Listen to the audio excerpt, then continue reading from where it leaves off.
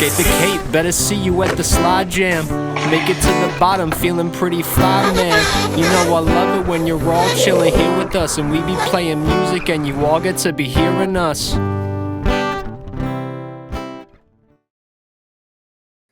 That Jank Ellick guy is so good at freeriding. Jank Ellick? How do you say it? What it's like, I don't know. There's Jank in there, I think. Janky L, I think. Janky L? Or Jonky L? Not that far. Not that far off. Okay, that sounds more like a real name. Yeah. Dude, he shreds. Yeah. I was rewatching, do you guys remember Crazy Taco 1? John Cruder, John Sevick, East Coast. Oh, yeah. Maryland. I was rewatching those videos and his just randomly throw a 360 out of nowhere style is so sick. I'd say Jesse Fabrizio is the modern version of that style, but I kind of appreciate people keeping it under 25 and making it feel more like longboarding, oh, I'm cruising and then I'll throw 360 and get barreled in a trash can. I kind of like that, or the early Will Royce stuff when he was just setting up obstacles for himself. Yeah, I feel like it's definitely more appealing than some things, but it's honestly a lost art. I feel like it's kind of crazy how it didn't stick around. Something happened. Something happened in the times which just derailed the whole thing. But it's good to see it coming back. Yeah, definitely. Hopefully the return of sim truck meta is gonna come soon. There's a place for it, dude. Yeah, cast trucks are so good now. There's no excuses. A V3 or a Cal 3 is essentially a precision truck from 2003. Seriously. And if you don't have a hill that's risking your life on. Why do you need a 50-20 split, bro? You don't. Yeah. You live in Florida, man. You can. You're not pumping. You could throw some V3s. Maybe totally. Go up to 180 mil, so they actually slide well. It makes the hills way more fun too. Exactly. I have a surf skate conspiracy. That's probably why surf skating has gotten so big, is we've got snakes that exist, and then you throw snakes on a surf skate and you're pretty much just free riding at 3 miles an hour. Yeah. I've heard some theories about how surf skating is the future. Dude. There's a good percentage of the quiver that is surf skate adjacent, and it's mostly me researching which ones are good and which ones are bad. They're really hard to rip apart. So right now I have 1, 2, 3, 4, 5, 6, 7, 8, 9, 10, 11 that survived the end of year purge, and they all have specific use cases. Interesting. So you're a subscriber to the quiver necessities. I wouldn't even say it's necessities. I think I just have a hoarding issue, and if there is even if it's a fake performance gain, I have an Evo and a Supersonic back there. That's the same board. I don't need both of those things, but I have them both because the Evo weighs slightly more. But I think that at the end of the day, the angles are plus 15, minus 15 on the Evo, plus 15, minus 17 on the Supersonic. So what am I doing, kind of thing. But isn't a Supersonic pretty thin? It is it's probably twice as thick. So more of is it capable of taking the same hills that an Evo can? No, it's very bouncy. I've heard that sliding on the Supersonic is a little bit sketch because the torsional flex gets a little out of control, and then you're just flopping on not all four wheels, which, well, there you go. Fair enough. Evo is big highway bomber. Yeah, and honestly, we use that this year for the Baysessions series, as if you were in first place, you had to skate a pre-modern Evo, and it was just kind of in the Baysessions quiver. So it wasn't that one; it was just a Evo, and we had I think charger, like gold wing chargers on it, and like double cones in the front, and like Christmas tree rear. So it wasn't very optimized, but like I think a good amount of the races that we did were won on the blue shell board. Like Austin won a lot. I won a couple on an Evo. Like it's kind of nice to have a forced anti-modern setup in the race series, because it makes people realize, like, honestly, it's not that far off from what like used to be good. It's like very tactile. Like, okay, the next race is a path race. I've got to get second place and make the person in first. No, people were really like, people in first were sandbagging. Like Austin kept getting pretty much like screwed into riding that board for like, he got screwed into riding it for the Fanning slide jam. Like that's why he had the Evo, because he couldn't not skate it because he was in first place. I'm happy that you guys ended it on the slide jam. Yeah, we end and start on a slide jam technically, because GGPR has the same exact slide jam right after. Yeah, we'll get more into that. First off, Rob, how are you doing today? Feeling good. It's the new year. Stoked to be there's snow on the ground where I'm at, so stoked to be out snowboarding. Bummed to not be skating though.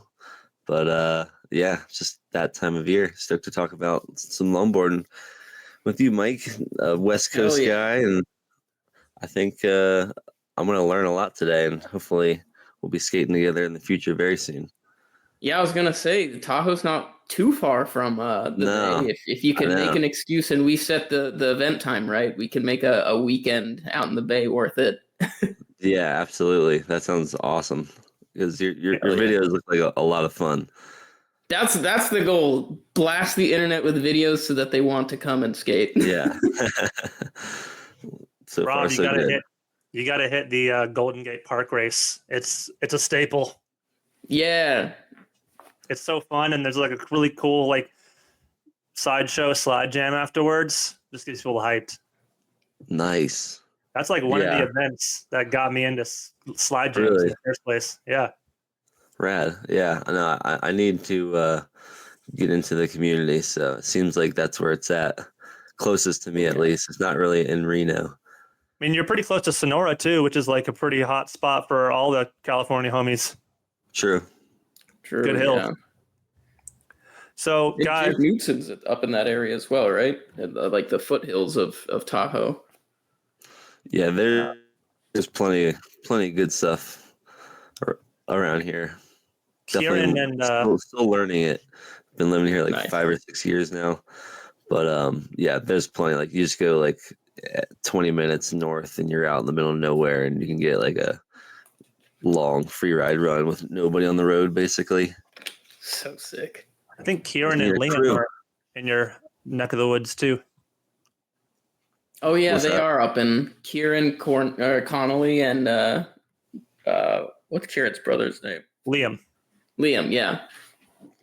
Yeah, there's some shredders. I think they're in Reno and SF. Okay. They're in SF? Holy. I think I heard that Liam was working out there on like some glass. Oh, yeah. Liam, yeah, he does appear. I don't know how permanently. Like, he'll be like, yo, I'm here for 4 days. And then, like, I see. We'll skate and then we'll disappear. But, yeah. All right, so today on the pod, we've got Mike Adams, known as Bay Area Longboarder on the Instagrams. Been in the skate scene for forever. Pushing out all the medias from all your favorite events, helping out in the Bay Area with the Baysessions 2 crew, and seemingly involved in most things that you didn't know about, but probably should. Skate Illuminati. Yeah. Well, it's stoked to have you here, Mike. Let's get into your virtual slide jam entry. I want to talk through this. Hell yeah. So this is your first entry to the Virtual Slide Jam, I believe. This is from Virtual Slide Jam 3, correct? Yeah, that was in Aptos, I think. Yeah, this was all filmed at the park, the only skatable hill within 40 minutes from my house. Wow. Yeah. It's actually kind of a sick road, though. Like, yeah, it's an access road to a park. There's trees. Yeah, and like it kind of has a hairpin. Like I was definitely making as much of the single right hand turn as as I could. I like, yeah, We got sometimes that pushes you and challenges you to get tech, which you're doing here. Dude, yeah, I was like, I got one direction. I can do some shove-its. I think I cut one of those because I like shoved it and stepped off. Yeah. Edit master. Nice. The shove it slide. It's I like that. Step off. Yeah. Uh, I remember sliding through leaves in slow motion got me so hyped as a Grom. Like something about just sliding through debris. yeah, dude, that one's sick. The lift off, shove it out. Dude, those feel amazing. Oh. Liftoff slides are so good. Yeah. That was sick. Nice little blunt. Oh, that was cool. Little toast up. Yeah, I was trying to do like a late blunt kind of thing, but Yeah. again, blunt slides with a kind of brick shoulder, I was a little terrified. And it was like that road is fully covered in moss. So like if you look like some of those slides, I'm going like 2 miles an hour. So like they shouldn't be possible, but I'm just sliding over like little alive algae on the floor. So it's very slippery. Well, you're on snakes, so it doesn't matter. Yeah, it doesn't matter. Yeah. So Mike, you've been practicing slides. You've been doing a bunch of downhill, kind of skate everything mentality. Yeah. Why don't we start off by chatting about what got you into longboarding and yeah, how was it coming up? Yeah, so I started during like the YouTube explosion. So like I got my board when I became 13, so 2008. And 2008 happened and then original like exploded. I think it was either Loaded Newsletter or original that got to me first. And I remember specifically the Go Longboarding like series by original was the first thing that made me go like, oh shit, like I don't have a learner's permit, but I do live like in a place that is extremely difficult to walk because it's super like hilly, but there's hills everywhere. So like if I can make it down and not die, then that would like be sick. I could like not walk everywhere.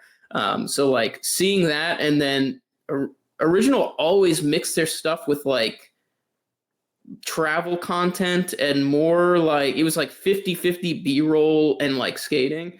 And that when I was like 13 14 15, I was like, oh dude, that'd be so sick to like go to Hawaii and like do 13,000 180s down a volcano. Like I want to do that, or like go camp in the woods and like trespass and like do a 360 shove. Like that kind of stuff was like locked me in immediately. And then I think after that, my progression was like pretty slow. Like I got a dervish and then kind of realized like cross stepping and dance was like the first thing I could actually like do. So like honestly from 2008 to like 2010, I was just doing like cross stepping and like G turns and like not really bombing hills until my friends got like everyone got Evos. And then they just started like ripping down hills, and like I was stuck at the top of the hill on a dervish. Like, nah, I'm good. Like, nah. Well, where'd you grow up? So I grew up in Castro Valley, which is essentially like southeast Oakland or East Hayward. Like it's an unincorporated area, so like technically it's not like a town, but it's nestled on the same kind of like mountain range that all of the Oakland Berkeley hills are on. It's just like right kind of at the end. So I guess there was like pros and cons to that. There weren't any like mountain roads where I grew up, but every suburban like neighborhood was built on that mountain. So like everything had hills. And for the most part, like drivers were expecting kids to be like in the street. So it wasn't the worst for me to be out like skating. People would be like, yo, like, hello. I wasn't getting kicked out all the time, which was super nice. Well, the Bay Area is pretty well known for having like hill bombers. So what kind of navigated you more towards like a longboard versus like a regular street skateboard? Yeah, I had like a skateboard since I was like 5 or something. Like my parents would take me to the skate park, and like I didn't really have like a group of people that were like, "Yo, there's a Grom, like let's teach him how to ollie and like do stuff." So like I'd go to the skate park and just kind of like roll around and like never get to coping and just kind of like get halfway up a quarter pipe, roll back and like leave after a while. So like that was cool, but it didn't light a spark in me. The first time I even found out about like the Bay Area being good for hill bombing was like 2011, I think. So I had been skating like on a longboard, doing like Adam Colton, like trick tips, loaded challenge series, like trying to kind of find that community piece, I think, in longboarding. And that like was sick. It felt like I was kind of like, you know, the first stage of parasocial relationship is like, you know, sending in your skate footage to a company and being like, yo, did I do this G turn correctly? Like, can I get a 5% discount on loaded stuff? So like that was like sick. I was fully like locked in there. And then I saw, I think it was like Miles Essert or like Lorenzo Chiodo's older brother was filming with like Miles Essert, Byron, and like a few others. Oh, there it is. Yes, that's the video. Yes. So like this is Byron's older brother in green. And then I think like there's an old board builder that's in like that was in yellow. I think this is Alex Torres, who like this was proto Baysessions 1 here. So you could see just like, you know, old YouTube, it was uploaded as a square, and like Tunnel today is worse off than it was here. And you could already, you know, you could see like there's cracks going down the whole run. And like I saw this and saw that it was within 45 minutes because I think the title of this is like Tunnel Road in Berkeley. So I knew Berkeley was near me and I knew Tunnel Road was within that city. So I was like, oh shit, like I can take the train and get here and like rip runs with these guys. And that was the first time I heard about like hill bombing pretty much. And like, you know, Tunnel is the like training ground for like tunnel wheels. So like super core. And I didn't know any of that. I was like, oh, cool. Like I want to bomb this hill with like people.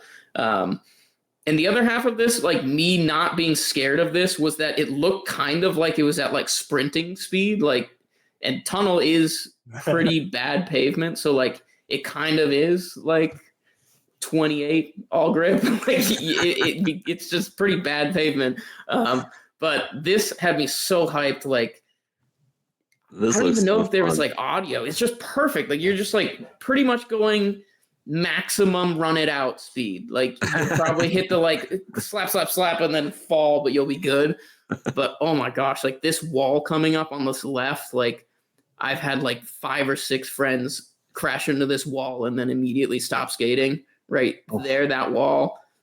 Just That hill is no. really fun to skate right there, by the way. Dude, it's so fun. And like, oh, we had a butt board race on this hill called the Mario Kart downhill race, and everyone had to do butt boarding.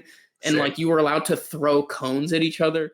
It was so irresponsible. We didn't close the road. Like no one there was above like 16. Like, oh, it was peak longboard. This hill is peak longboarding because like It's so I good. remember- You're going so slow. I remember like going and skating it for the first time. Like I was like, holy shit, this is like an actual like downhill run. Like Yeah, this isn't there's just some, like- turning left and right, and you don't have to drift. yeah, and then once you skate something like this and you get to the bottom, it just unlocks everything. Like Yeah. everything's possible. I remember I was living in Humboldt going to college, and my buddy Sasquatch, he showed me this video. Yup. He's like, this is where we skate. This is where like it all happens. And then it was like, yeah, okay, man, looks cool. And then once I went there and there was like a crew there, I was like, dude, this is like a lot gnarlier than it looks. But Dude, yeah. once you make it down, you're like, I want to do that again. Yeah, and like there's so many different things here. Like all like this section, it seems like it would be brainless, like straight tucking, but there's recessed square manholes in this whole section, so you kind of like don't have a straight line through any of this. And then we're coming up on Water Corner here, which there was like a septic pipe that burst that they never fixed for like 10 years. So you could see that had slid off. They repaved it. And then this whole section was just wet all the time. So like I guess they caught it when it was dry there, but like you pretty much have to stop because you're just riding on like the tips of rocks because of how much erosion that's happened. And then this, like they paved like a single pipeline straight through this for another like 500 feet. So, man, tunnel has changed, but it's the training grounds. I feel like everyone that was pretty good that came out of the Bay Area from like 2013 era skated this like every weekend. Yeah, it's also like going. It's so long, and we only watched from halfway up. Wow. It's a testament to Bay Area skating though, because like everyone's just like right next to each other and like passing each other and giving each other like shakas and stuff. Like I think that was the vibe that really like captivated people. And the Bay Area scene, like notorious for just like keeping it tight, keeping it loose, having a great time. Yeah, it's never been about who made it down first. It's about who had the most fun while skating down. Hell yeah. So, I guess like you went out there and found the community at Tunnel. Yeah. And it was like, we had a local crew that, the two survivors were me and Brian Pear, who like we kind of took our Castro Valley crew and merged it with like a few people that you may know, Martin Carmody, Jordan Crosby, and Sean Spees. So they like grew up in Oakland, like proper Oakland, like I think Sean lived in the middle of Castle, like an Oakland downhill run. So like they just were insane, like really good at skating in Chunder, really good at skating really fast. And like we came in as like, they were Groms, like they were like 15, 16, 17, and we were like 13 coming in like, hey, like, what is a hill? How do you do a 180? So like we were always catching up with them. But the first time I had come to Tunnel, we were driving up and we saw Liam testing the grease hammer. So it was pre-grease hammer release. He had already released the Grease Shark and done the third digit video. And I was like, oh shit, like, the bottom of Tunnel is where Liam filmed the third digit. Like the other side of Tunnel is where he filmed the third digit video. So I was like, oh shit, like that's the video hill. And then we took a right and went up Tunnel. And then like 4 corners in, there's like Liam doing his like tuck on the back truck, being like, yeah, like I'm testing this downhill board on Tunnel Road for like performance reasons. But like we waved out the window. We're like, oh shit, it's like Liam Morgan. So definitely like a mega Grom moment. But I remember doing that, and then he was super chill, took us like down 3 runs in Tunnel, and then he was kind of like, all right, like I gotta get away from you guys because you're too bad at this. But that's a funny time because like, especially in the Bay Area, like there was so much media coming out of that zone where you could like go to a hill and see it and be like, oh shit, this is the spot, dude. And then there was like maybe like a 10% chance that like they'll show up there. Cause I feel like the Bay Area in like that era was the Asheville of like pre mega tsunami thing. But like,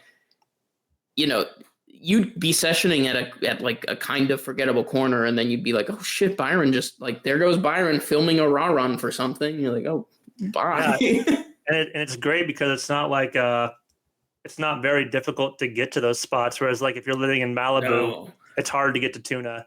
Or there's no bus or maybe if there is a bus, you're there all day to get to the bottom of Tuna, and then you're hiking all day to get to the top. Exactly. Yeah. So like when I moved to the Bay Area, it was so easy to get involved with the community there. Like, I think I went to like 2 events, moved out there, and then like that week I was sessioning with like everybody I looked up to, and it was just like, dude, we're here. Yeah. Dude, and having that aha moment is tantamount to like keeping the fires going. Dude, yeah, and I feel like that's like half of the reason I skate is for the people. And like, it used to be way more like, oh shit, like you're like a superstar, and now it's more like, yo, like let's take pack runs because like I'm not afraid that you're going to kill me. Well, one thing you mentioned earlier that kind of like got me wondering, you said that like the original videos that you were watching, they Yeah. had like a skate element and then a camping element. Yeah. I think that kind of like vibe is attractive to certain people. Like certain people are gonna be like, oh yeah, I want to go skate my neighborhood. And there's also people who are like, oh, I want to go like camp in the boonies and like session a hill that's never been done before. Yeah. And that's kind of where like the lifers come in. It's like, I'm not just doing this for like skateboarding. I'm doing this for like the camping, the vibes, Yeah. the discovery, you know? Yeah, exactly. I think that's like kind of like rubbed off on me, because I'm like, if I'm going somewhere, I'm probably going to bring a skateboard just in case. Like, you never know. Like, there might be a really cool pathway for me to like skate for a little bit. Like, Yeah. especially, you know, local driving. Like, I've got something in my car, like, just in case. But like, even on like flight trips, I'm like, you know, if we're going somewhere, I kind of want to bring a skateboard, because if we're going to be gone for like 2 weeks, that's a lot of not skateboarding time. Sure. So you found that you found the OG OBG crew. Yeah. What kind of hooked you on the sport? I think the first time, well, so there were a few like hook moments. There was the first Tunnel Outlaw was when I first saw like probably more than 3 skaters at one time. So like there were 30 kids under 15 that were like going to skate tunnel as an outlaw race, and like it was run by Miles Essert. So I think they must have had like a truck or a van rented out or something. Or I think, oh no, it was Gunmetal Trucks. So they had Gunmetal Trucks van to shuttle us for tunnel runs. And I think that was because like Tomio Choi rode for Gunmetal and like had access to their van. But like, I just felt like a skater when that happened. Like I pulled up to this like, you know, memorial thing. There's like an 18-year-old with a loudspeaker being like, if any cop asks you why you're here, this is not an event. And I was like, oh shit, like, all right, this is like an outlaw. And like, you know, Tunnel Road, if you go to Tunnel Road, there's like a sign that explicits like 18 different ways to legally call yourself not a skateboard, but a skater. So like they say no coasters, no sleds, no roller vehicles. So I think like they have a running list of dumb excuses that like skaters have given cops to say that they're not a skater. Like, I'm surprised they don't have like sovereign citizen stuff on there, but like there's a big ass sign that's like, you can't, pretty much in like 18 different ways, you can't skate on Tunnel Road, but like, you know you're in a good spot if there's a sign that says no skateboarding allowed. Yeah, and it's of course just like completely stickered, obliterated with like Ladera and like ABEC and like all these other like local companies. Are those stickers still there? So there's, if you look at like the one at the top where that run started, yes. The one at the bottom they replaced because like it's at the bottom and you can kind of see it if you're like a rich person that lives in the area. Yeah, so aside from the Tunnel Outlaw, what else? So outside of that, I remember like that was my first like, oh yeah, like there's community here, this is sick. And then I also remember like after that I bought a Comet Voodoo doll and Paris 195s, because like before that I was on a Dervish, and then like, you know, I survived because it was tunnel, but like everyone was like, why are you skating like that board? So didn't, you know, come looking back at the setup, it wasn't the worst, but like it wasn't ideal. Like a pair, like the Voodoo doll was, I think by modern standards, like a big wheelbase. I think it's like 23 to 27 or something, because the tail kind of like goes out a ton. But I was terrified of that wheelbase because I had gone from like, you know, the Dervish is a double drop with like a pretty long, I think it's like 38 inches long. So it's probably like a 34-inch wheelbase. So I pretty much like chopped 10 inches off my wheelbase. And I was like, all right, like, let's give this a try. And that was the first top mount I tried. And immediately I was like, oh shit, you can turn. Like, this is crazy. You can turn so much when you're standing on the trucks. And then I think I just like didn't stand very hard on the dervish. So like I was always very timid, and like I'd get to any level of like, you know, beyond sprinting speed, and it'd just be like super twitchy, and like the flex would make me more bouncy. So like there was definitely a learning curve there, but the Comet voodoo doll like unlocked my confidence in going faster than like running speed, which I remember for the longest time I was like, bro, how do you even stop? Like, and I knew how to slide. I just was like, there's no way, like I can't go 30, like I'll die. But yeah, that was like those two moments, like local training on the Comet voodoo doll was like core memory, and then of course Tunnel Road Outlaw, that you can't beat like a bunch of kids running around on an open road.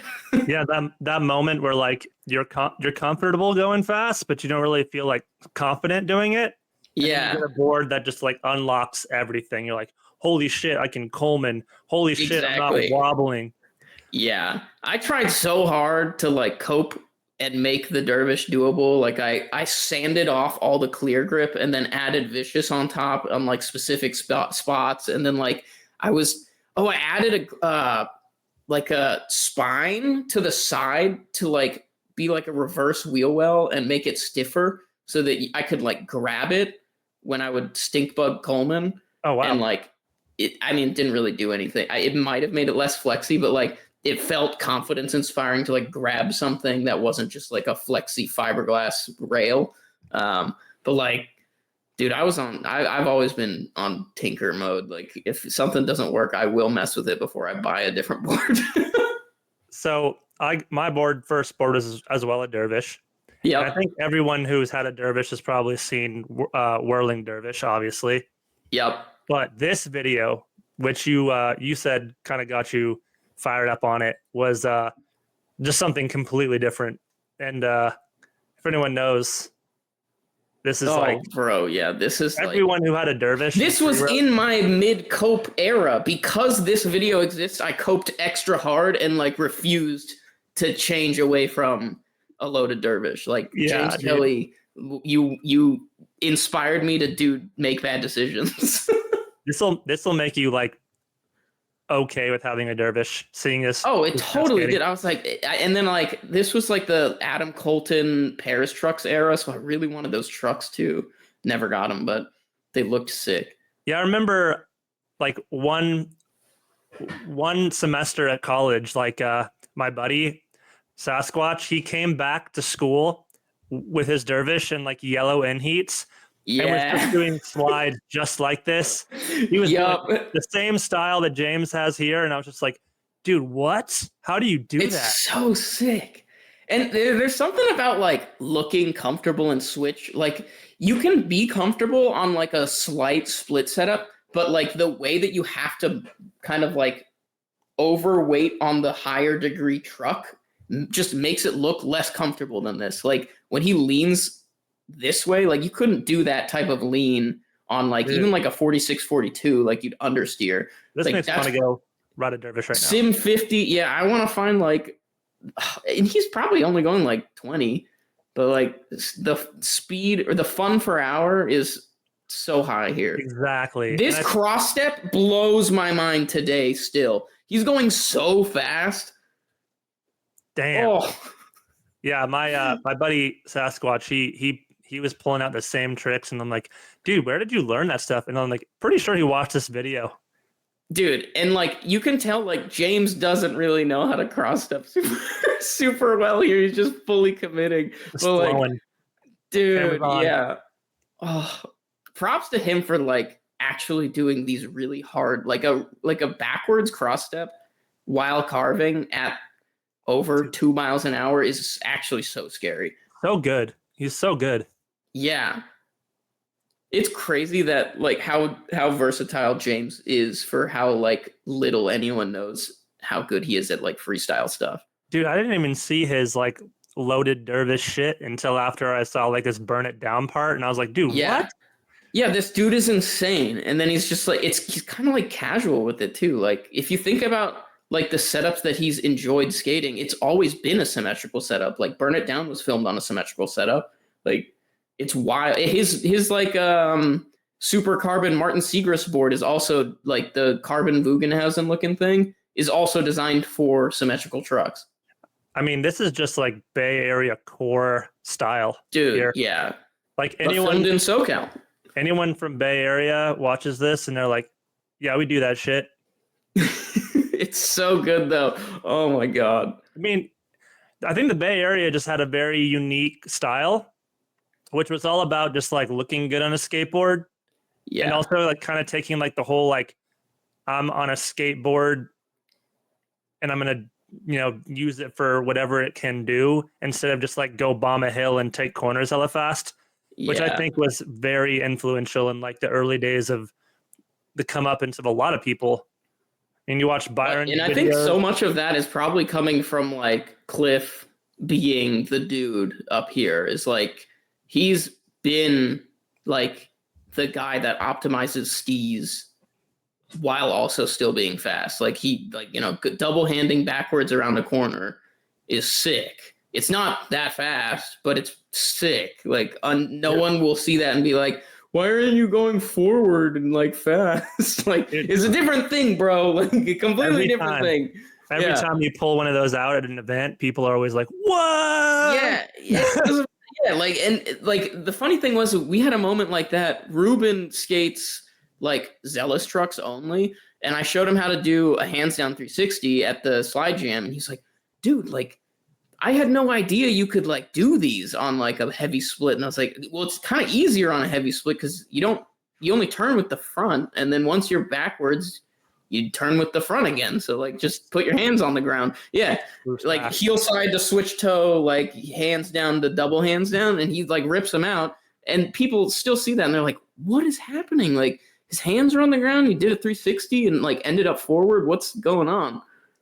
So let's dive into your progression and like what kind of like what helped you learn tricks, and like was there a point in time where like you started focusing more on like tech stuff, and how did that kind of like how did you learn? Yeah, so like I like meandered around. Kyle Martin had like a big tech slide influence, and like Rain came out with like the Exorcist, I think, or some like they came out with a couple like slot like hard wheel tech slide boards, and like I tried to get into that, couldn't really get like I bought the wrong like gear, quite frankly. Like I bought some no schools that were like 110A from ABEC 11, and like I was just like, yeah, solve all your problems with Duro, and like it was just not like a good way to skate around. So like it didn't hook me, so I just kind of like had a slide setup that I never used. And then after that, I kind of just like I watched We Got Them Perps, and then I like wanted to be able to do that, but I didn't understand how hands down slides work, because like I skated with Liam and he was like, don't put your hands down. And I was like, okay, like, yes, sir. Yeah, We Got Them Perps. And I was like, dude, like, this is sick. Like, they just bomb a hill and then do a fat pendy and then grip the corner. Like, there was something like so simple about this, like especially coming from all of the media that was like, you know, 3 shoves and like cross steps and getting like super technical. This was like transportation first, or like, you know, movement first. I was like, dude, this is sick. Like they're going really fast, and this pendy, that like fat pendy into this corner, I was like, I gotta be able to do that. Like that's so sick. And like, is it James that's in like shorts and no knee pads? Like that always had me like kind of like, I think so. Blown. Yeah, that blew my mind. I feel like the cool thing about longboarding is that like, you know, as a skater who can't like do a lot of tech shit, like flip tricks and stuff, like I don't want to be hindered by my ability to like progress. Yeah, exactly. But there's always some new element to longboarding where it's like, oh, I could probably do that. I'm going to focus on that. Yeah.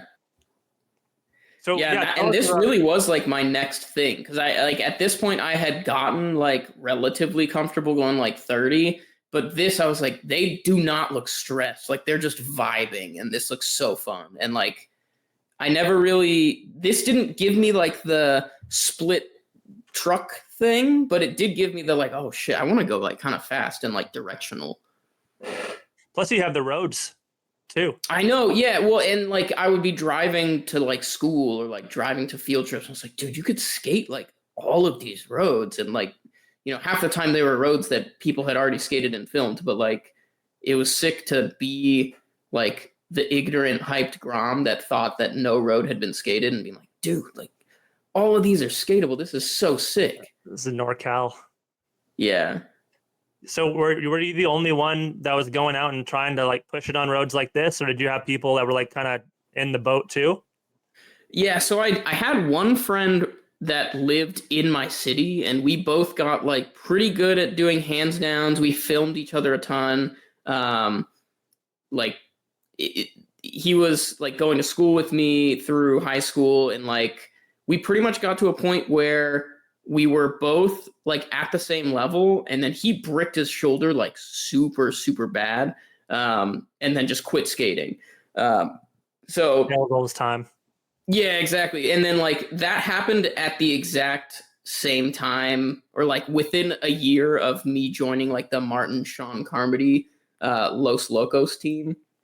So like homie went from like skate homie to like prioritizing golf. So like now he's like the golf god.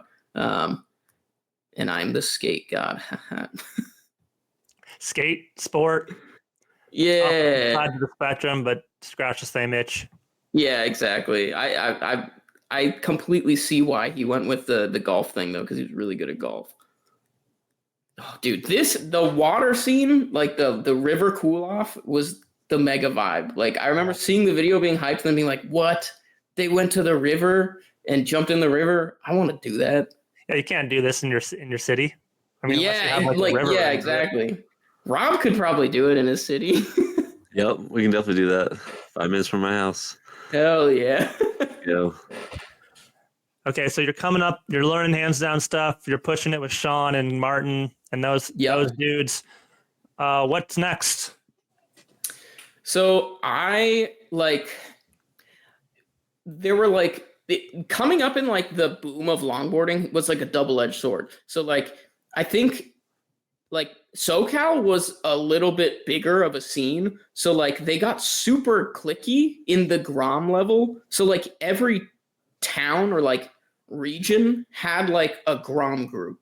So like there was like the Laguna Beach Danger Riders. They still exist. And then like there were a bunch of like slow people, and slow never got any paving. So like Leighton's the only one, and like Jose are the only people that still skate out there. And then like San Diego had a big group that like kind of dissolved because everyone moved, and then now it's like a different group of skaters. But like no one liked each other back then. Like everyone was like, dude, fuck you if you're from Malibu, and like if I see you in my neighborhood, I'm gonna fucking throw your board off. It was like, whoa, like I don't need that. Like I can barely get it to like the place to skate. So like the cool part about being in the Berkeley scene is like Byron and Liam were there, so like I didn't want to be part of a different scene, but like there were cliques of like East Bay was like Oakland, Berkeley, kind of Hesh, which I like defaulted to because I was in that area, and then like Peninsula was like a completely different group of rippers that were like the hills there are kind of better paved and a little bit steeper, and like there's a lot more money in that area. So like if you guys know like Montevina Vine, like that's in that area. Rest in peace, Vine. But like people were just like getting extremely good and then kind of like cool guying and trying to get an ABEX sponsor. And it worked for like 3 or 4 kids. So like once it worked for 3 or 4 kids, everyone was like, nah, like I only go to skate to do film projects. So if you look like at Avil Hod or like Splash Productions, like he did the Sean Spees San Francisco like video that exploded and like that was on Original, and like that explosion caused like pretty much everyone that wanted to get sponsors to like stop skating with each other and only film stuff.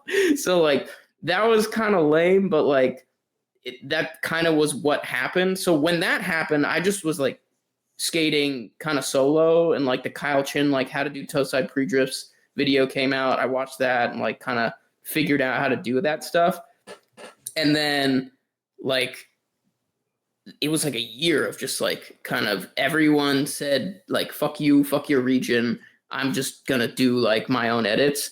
And then I think it was like Menlo Slide Jam finally broke the like curse of everyone being mega regionalized, and then like we realized that we were all being dumb because everyone from SoCal was significantly better at skating than us. So like we like, you know, if you look at the Menlo Slide Jam stuff, you'll see like Byron and Liam doing pretty cool stand-up slides, Byron doing early grab stuff, and then like all of the ABEC 11 green team Groms doing like 360 airs off of things, and like everyone in the Bay was just like, nah, I'm good, like I'm gonna do my 180s over here. Like just smoke a spliff in the top and like just lurk.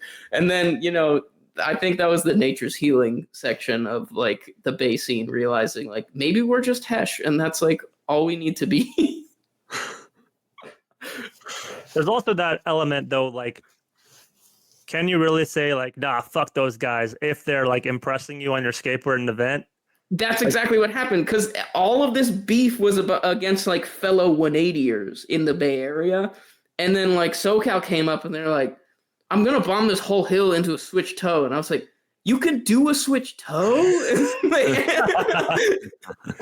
It was ridiculous. Not to mention like at 40 miles an hour. Dude, yeah, and like the Menlo Hill, it doesn't look like anything, but it's like it's a straight hill that goes for like 1,000 to maybe 1,500 feet. So like if you just bomb it, like you're going 35 into a switch toe. Like that's still terrifying. Yeah, the Menlo Park Slide Jam's definitely like one of the pinnacles of California in the slide jam world for sure. Shout out Dave Hildbrand for pulling that stuff together. Yeah, I know. Black Diamond Sports, rest in peace.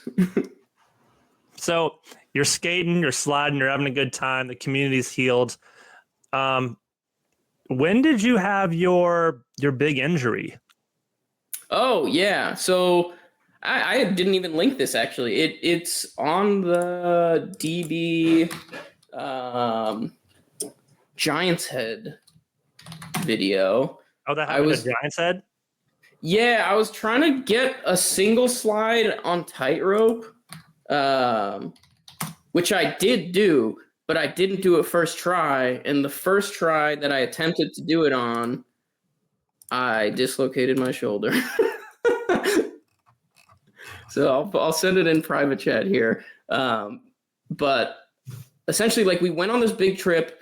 The filmer was like on his way out because like I think he wasn't getting paid.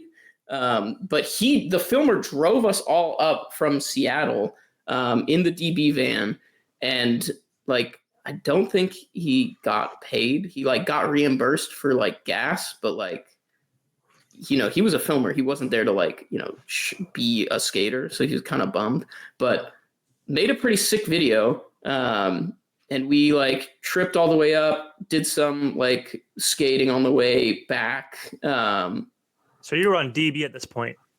Yeah, in 2016. Yeah. And this was the last Giants Head that had ramps. Oh, I think I was at that one. Yeah. Like they didn't have the mega wall, but they had like light ramps. Yeah, dude, the cross leg slides. Oh, That Jared? blow my mind. Yeah, that was Jared. Yeah. Yeah, that was Jared. Yeah. Shout out Jared. Nice crash, bro. This was a good year. It was so good. Like a bunch of people were there. The skill level was finally to a point that like people weren't just flying off every corner. And then pine cones were, of course, like fully activated. I think this is the year they had the come learn with the pros. Yeah, they did. Yeah. So are you filming this?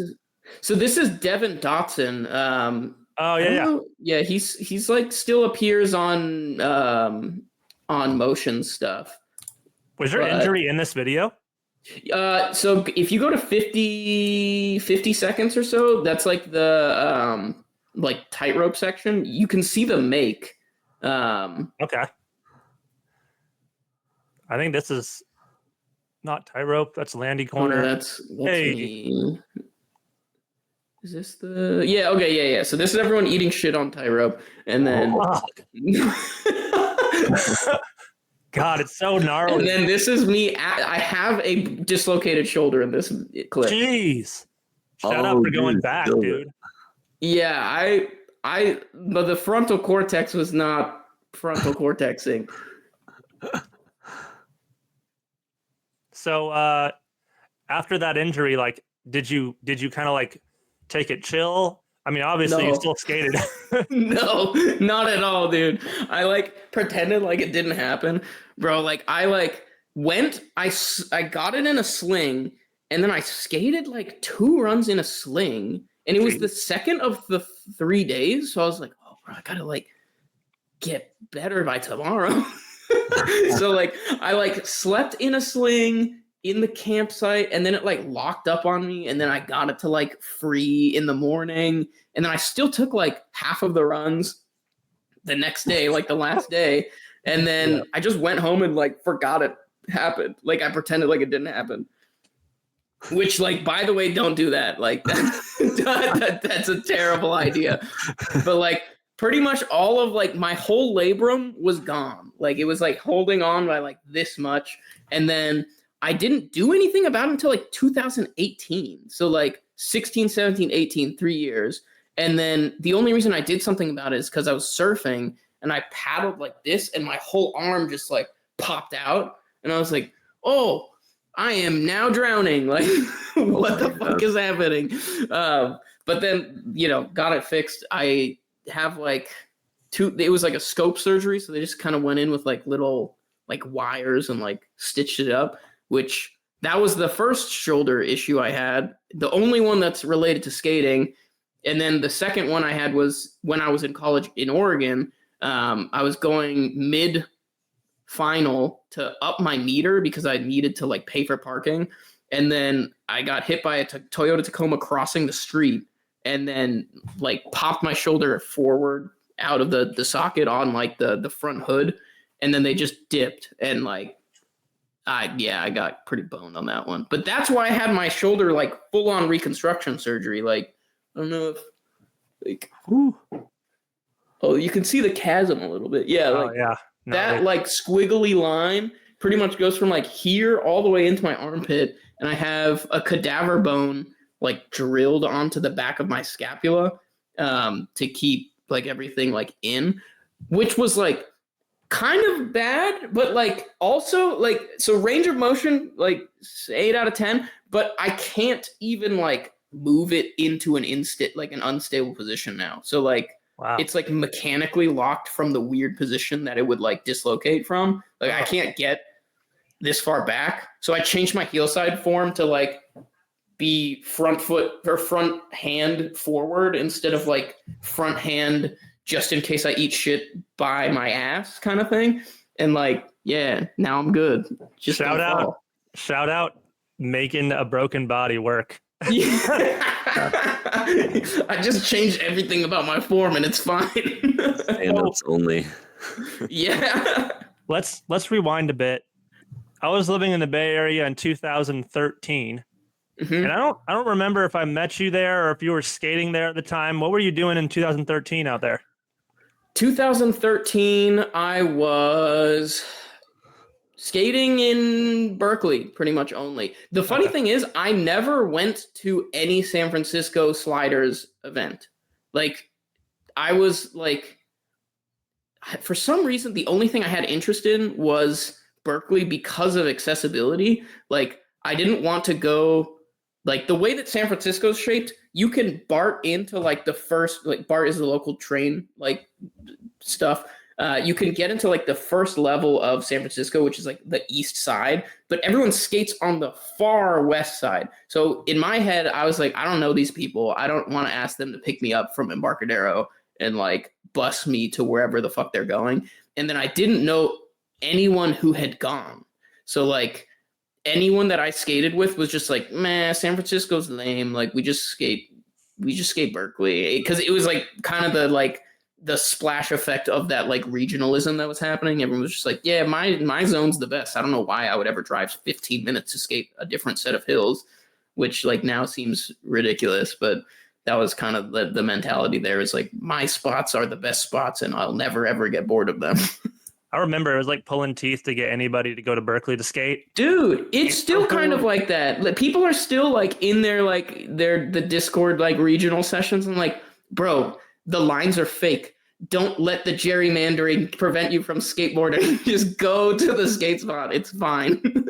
I remember like just San Francisco being like having so many hills and spots within such a small proximity. It was like, dude, I'm never even going to be able to find all the spots here. Dude, like, yeah, going to Berkeley especially is like with overwhelming. repaving happening, like even now, like actually, especially now, since so much of SF is getting repaved, like people will drive to like a restaurant and be like, yo, there's now 18 blocks of skatable, like busable route. Like, we need to extend the like the scroll to like extend B9 of skatable routes. And like, there are still routes that I've never skated on B9, and I like kind of just chain smoked B9 for like 2 years straight. So like, it just never ends. Yeah. Okay, so I guess, yeah, you had your injury, you came back from it, and then you got into you kind of got into filming and like I did putting stuff out on Instagram, and you've definitely had like a big presence in that. Did a lot of that have to do with like becoming a part of DB, or was it more like just like personal art expression? Like, tell us a little about your film stuff. Yeah, so like I got into film, or I was inspired to get into film because I like everyone in the like era that I grew up in, like Long Neck Giraffe, Crazy Taco, like everyone was in my age group, but also making cool stuff.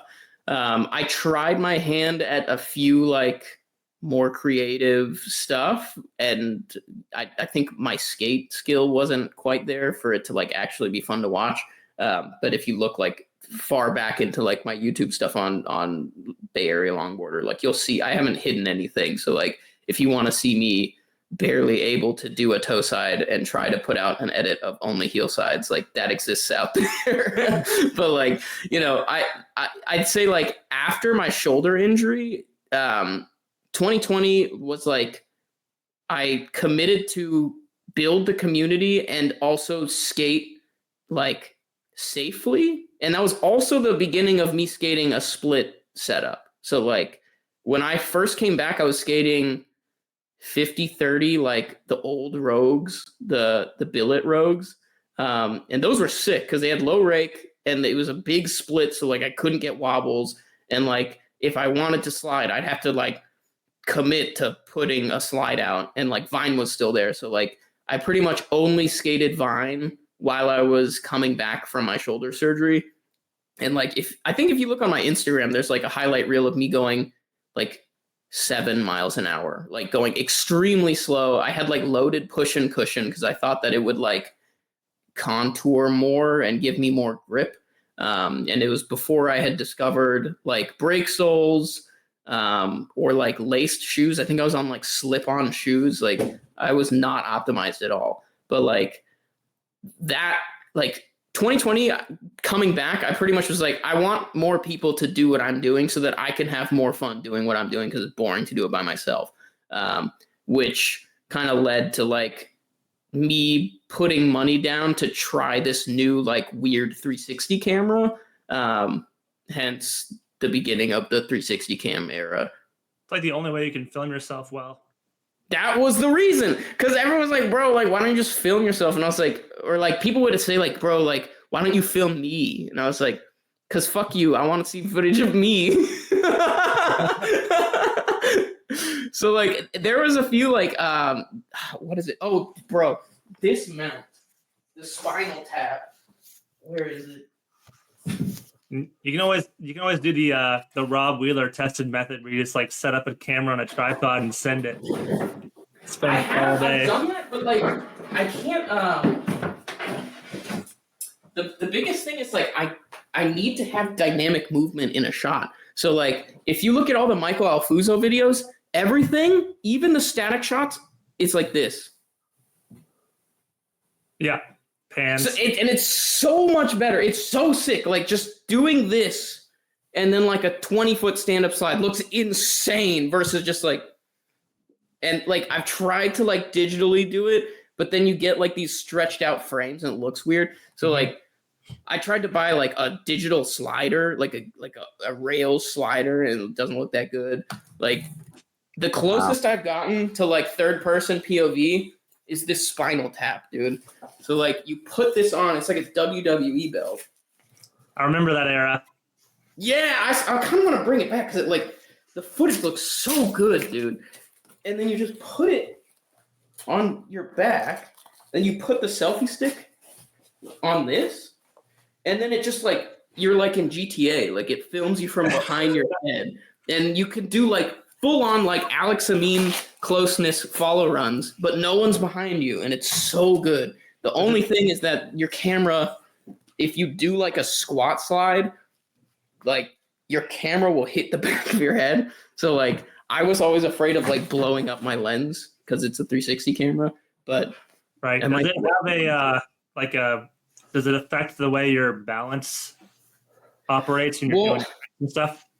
So like now that I have a 32 waist, no. But when I had a 28 waist, like it whipped around because it wasn't like tight. So then I'd like do like a slide and then I get like thwacked from like above the shoulder from like me bringing back the squat slide, or like if I had it overextended, I'd go for like a toe side grip line.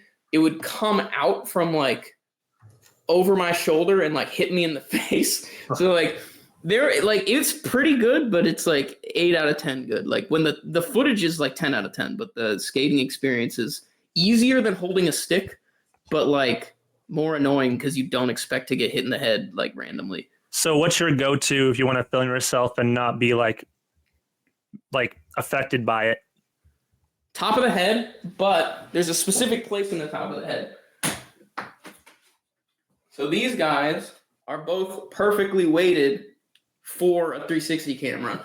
So you want to have it so that like essentially if you put your finger in your helmet, your GoPro pad is directly where the center is. So like your neck isn't like, oh fuck, there's like a head, like a helmet or a GoPro like on my forehead pulling my head down or like pulling my neck back, which on an arrow lid is significant. Like if you've got that on the tail, like it essentially bullies you into tucking all the time because your head is like heavy back there. But this, it doesn't get in the way of any angles. So like I can look, this is like tuck, right? I can look down.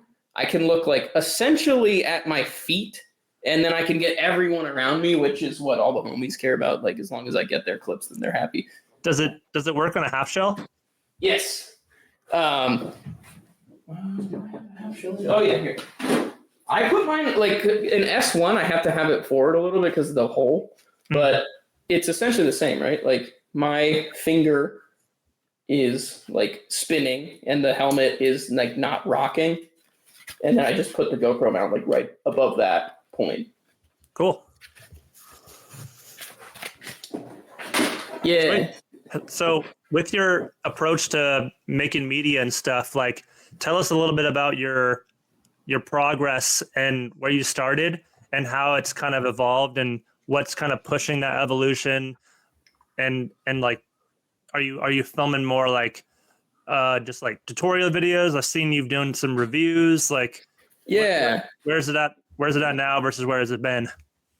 So traditionally, like from 2020, my like hypothesis was make it as easy as possible for me to get footage so that I don't have to like aim or like direct or set up like a tripod shot, because like 13 kids in a van driving up Vine are not going to listen to my director's cut advice to like drop at the same time or like drop within a foot of each other so that I'll get like a cool shot. Like none of that ever works, and it just makes me like not hit the run, and then it makes me frustrated because I didn't hit the run and got like a really shitty shot. So like I was just like, always be recording, put it on your head.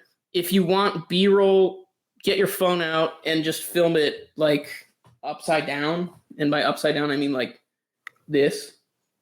don't film your shit like this. It looks bad. 0.5 and upside down cam is how all of my B-roll is done, and it makes everything look way more dynamic. But like going into 2025, I've been kind of inspired by Owen and like a Booga, but I don't think I'm gonna be able to like full on commit to like doing like a review schedule or anything. But I have so much stuff back here that like I don't have to buy anything. So I just want to review like what I have, and like engage more with the people that are doing longboard content. So like I've been tuning into like Flat Spot's channel whenever they do their like Saturday live streams, and I try to like comment it up, just to make the scene feel like lived in. Cause I know like I'm trying to understand like what would make like a TikTok iPad kid want to go and like engage in skateboard content. And I feel like a live stream with no content or no engagement or like no anything is like less fun to watch. So like that's been, you know, in the last month or so, I've just been like, if I see anything, I'm gonna like share it and like engage a ton. And like that's been very easy for me. And then also like everyone that I've shared their stuff out for is been like, oh fuck yeah, like hell yeah, thank you. And I feel like that's just like building bridges, which I thought were there, but some people were just like, oh shit, I didn't know that you like watch my stuff. I'm like, dude, I'm on Instagram all day and I block non-longboard content. What do you think I'm watching? Yeah, I think you're on the right point. Getting that engagement is important, and a lot of people do be living on their phones, so the more like intimate it can be, the better. And also like, yeah, doing what you enjoy instead of like, yeah, it doesn't need to be a yourself. chore because you're just gonna hate your friends for not getting in the shot correctly. we chatted to a Booga. Yeah, and we were talking to him about his kind of style and how it's kind of like gone away from just reviewing cruisers and stuff because he didn't really care or want to do it. Yeah. But he felt like obligated to. It's like, yeah, find what you enjoy and try to be creative with it and like make it your own. I mean, like you don't have to do like a singular review for one particular product. Like you could be like, dude, yeah. Hey, today we're reviewing like this style of riding and like this is what we're using. Exactly. And I think like Abuga put himself in a little bit of a harder place with how good he is at structuring his shit. Like he's got like the breakdown and then he has like a different document that has a deeper breakdown, which like is helpful, especially if you're brand new to everything and you have like an analytical brain. But like for a lot of other people, they're like, oh shit, like I just kind of want to hear someone like shoot the shit and like kind of tell me if they thought it was good, like motion, like it's the like it grips good, it grips when you want, it slips when you want meme, right? Like there's nothing I can really say that's gonna like convey to you that the wheel is good. I'll give my breakdown and hopefully like it's accurate, so when you buy it you're not pissed at me. I feel like there's three kinds of reviewers, which are like the whole analytical breakdown, the whole like I'm gonna put this in a way that makes plausible sense in terms of physics and weight and all that stuff. And then there's calling a wheel buttery.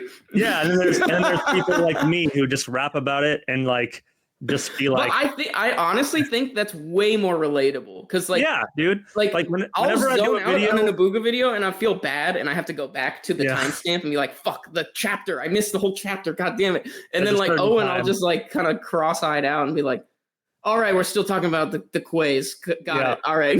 There's like a certain time of day or week when you can actually like fully invest in that kind of content. Exactly. Or it's like I've done some reviews lately on Instagram that are just like stories. Mm-hmm. And the way I talk about it, people reach out and they'll be like, dude, this is so easy to watch. Like it's so enjoyable just to hear you like talk shit. And do you ever use story highlights for that? Because I started doing that and it's like clutch because I did that for my seismic bushing testing because I just like couldn't be fucked to make a video about it. And then I literally just sent those seismic bushings because I didn't really like them to Owen so that he can reuse them to make his own seismic bushings review. Dope. Yeah, those were sick. I like the whole like era insert 3D print. Yeah, and I wish I liked those bushings more. They're just a little bit too gushy for me, but like I would say the seismic bushings are the highest quality bushings on the market. They just don't have the feel that I'm looking for. I pretty much only use them roadside. And That makes sense to get like that dense, like squish feel, and then you get your support from the board side. Yeah, the supportive, like hardcore, Yeah. or like Riptide with the washer board side is like the staple. Yeah. Do they need the washer for height, or is it just to like cup it for Rogue Well, RKP? You don't really need it, but it does like help with the longevity of the bushing, I think. Is it flat or cupped? The bushing? The washer that you run. Flat. Oh, okay, solid. That makes sense. I don't mess with cups board side. Board side, I found that they are sometimes necessary depending on, like, they're not the best for sliding, but like I have to use a cone on or a cupped washer on the cone for my like pumping board, or else it just like doesn't. Oh yeah, for sure. Like I agree with that. Like Comet Cruiser, like yeah, if the bushing's not broken in, it's a cup or bust. And like you can move away from it. I was gonna say you can move away from it once it's been kind of broken in a little bit. But like I think it's mainly for front trucks. Like if you're trying to get power out of your carve, then cups help you kind of get like cheat a little bit more rebound out of it, I think. Well, the Comet Cruiser comes stock without washers board side. And I'm like, is this right? This feels like really loose. But I guess I just need to break in. Yeah, because I've done the same thing where I thought that it needed height, but then it felt really weird with the extra height because it felt really over compressed. Okay, so we got a guest question here. Oh, hell yeah. From Liam Turner. Nice. He asks, why do you only skate eras? Oh, well, actually, that's fair. So Liam met me in my at University of Oregon. So like we skated Boomtown all the time, like that one hill from where Ross jumped the car. So like all I was skating was, I mean, you've probably seen it, the quiver of every single era, like except for the K1. I just had every era because the first precision I wanted was the K4 when like Byron and Liam like had their caliber versus era. And then like went to college, finally got enough money to like start paying for stuff. Actually, I didn't even have eras back then. So that's probably why he's asking. The reason is money. I finally got a job and then I was able to buy eras, and I actually bought all of my eras from Skate One. So I should have not done that. It was a waste of money. I should have bought them used, but I did waste my money. You're welcome, Kevin. But yeah, I'd say eras are probably the most optimized, not like RKP geometry that's not using slop stopping, like technology, like no insert, no pin, no anything.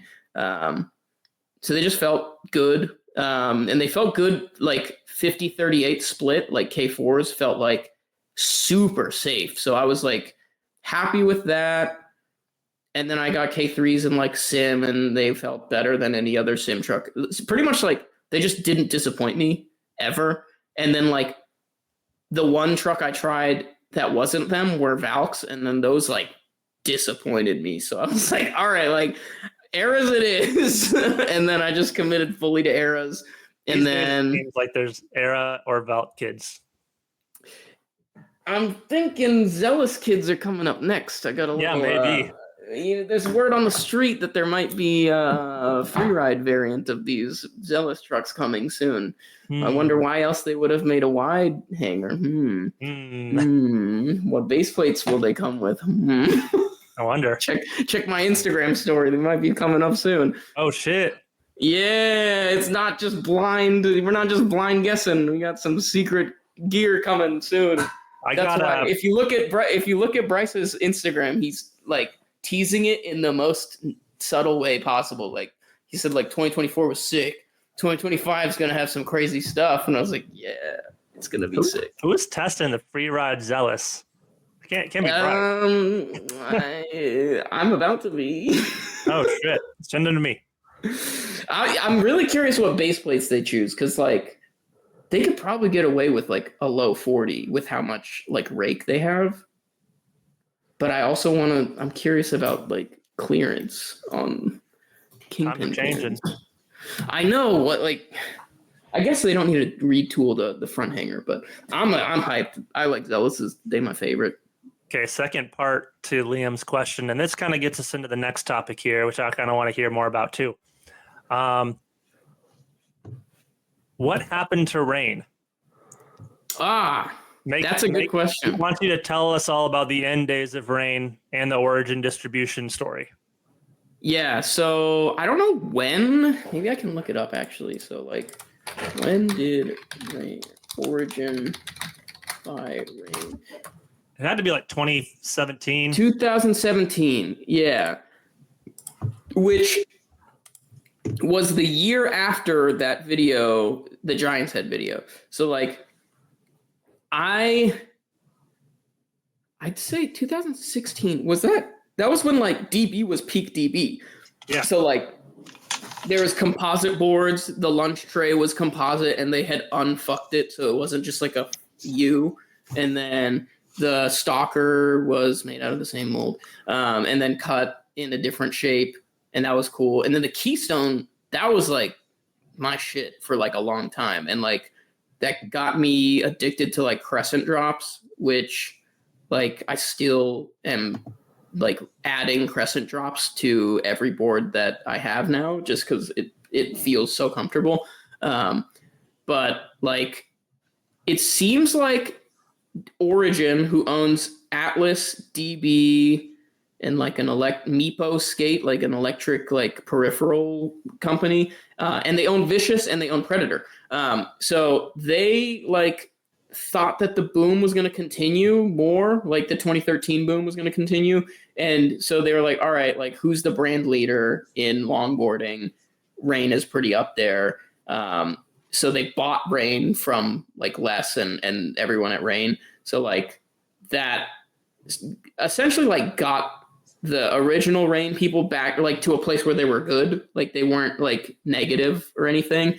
And then they moved all their production to Fife, Washington. So that's where DB and Rain pressed all their boards. From there, like the DB process for like making composite stuff is completely different from the Rain composite process. So like Rain has like Vertlam bamboo, and like they like, you know, the whole sublimation thing, like all the like 2015 talking points, they couldn't really figure out how to change the process at the DB store to like fit that really well. So like there was a few years that people were like, what's going on with Rain? Like they're only making like 3 of the OG boards and they're all like kind of overly aggressive concave. But what was that single kick that they had for that wasn't like the Skyline that had like mega concave? The Dark Side? Yeah. So they only made the Dark Side for like 3 years, like 16 to 19. And then like I think they had the Demon Seed in composite, and then like 2 other boards, Romance and like a dance board. Yeah, and then they put a bunch of money into this dance board to make it composite and like super, super stiff. And then they didn't have any dancers on the team to like show it off. So like they made a bunch of investments into these areas for like, you know, cruisers and like, you know, I think it wasn't the kill switch, but it was like the Future Killer, and they like killed the Future Killer. Like it's like a Maple Cruiser now. So like pretty much they did like a cost assessment, and they realized that like in order to make original like Rain construction, the blem rate was like way too high. So like they couldn't produce them and actually make money. So instead, to like fill the gap with where they were losing money on the B grades, like, which I'm not even sure if they still have them, but like you could get a B grade Rain board for like $80 and it would be like MSRP $320 or something. So like the blem rate was high and then they wouldn't make any money off the blems. So I think they just started shipping things in from China that were like just maple and then like simple. And that would be what they would use to like make money off college kids and stuff. Like they tried to pull a lanyards, but the lineup was like 10 boards or something. And they were all kind of like downhill free ride vibes. And like they never ended up kind of pivoting to what the market wanted. At the same time, the market didn't boom it did the opposite of that. Like it busted really hard. So like, I think they were waiting for that like aha moment and then it just never happened. And now they're just kind of like letting whatever happens until I'm sure like the owner still is paying to keep the company. Cause like I'm keeping my eyes on the owner just in case they're like, I'm going to sell Rain for $5,000. I'll be like, yoink. Cause like that would be sick. Cause like, I like a lot of the molds that they've got from DB also. Like I've asked if I can buy some of their molds, but right now they're like, we might come back. So, you know, it's not dead, but it's in like a deep coma and it got hit by a truck. And like, you got a unlimited money to keep it on life support, but it might not come back kind of scenario. So is the OG owner of Rain still involved? No. Okay. So when he left, a lot of the old molds vanished as well. Except for the ones that they purchased to like keep making the stuff that they're making, like the Demon Seed and like yeah. I don't know if there's any weight to this, but I used to live with somebody who worked at Origin, and he said that due to some idiot. Oh, the DB guy, Dick Doctor. I don't know, whoever it was. He cut up like the OG molds of like a couple boards. And I know the rain people did that. Like OG owners did that because they kind of knew that it was going to be like a corpo thing. Damn. So they just sacrificed themselves. Yeah. Bummer. Yeah. Which like, I kind of get it now, like hindsight 2020, I get it now, but like in the moment to sell a company and be like, also fuck you and the IP that you paid for, I'm going to blow this mold up. Like people want that OG nostalgia though. Like, dude, yeah. I saw like a video. Someone said that they made an R5 mini custom for some Grom and like they had the mold and they just like the Grom got bricked and quit skating and they just blew up the mold. And I was like, dude, like that's a waste of your own time. Like why would you do that?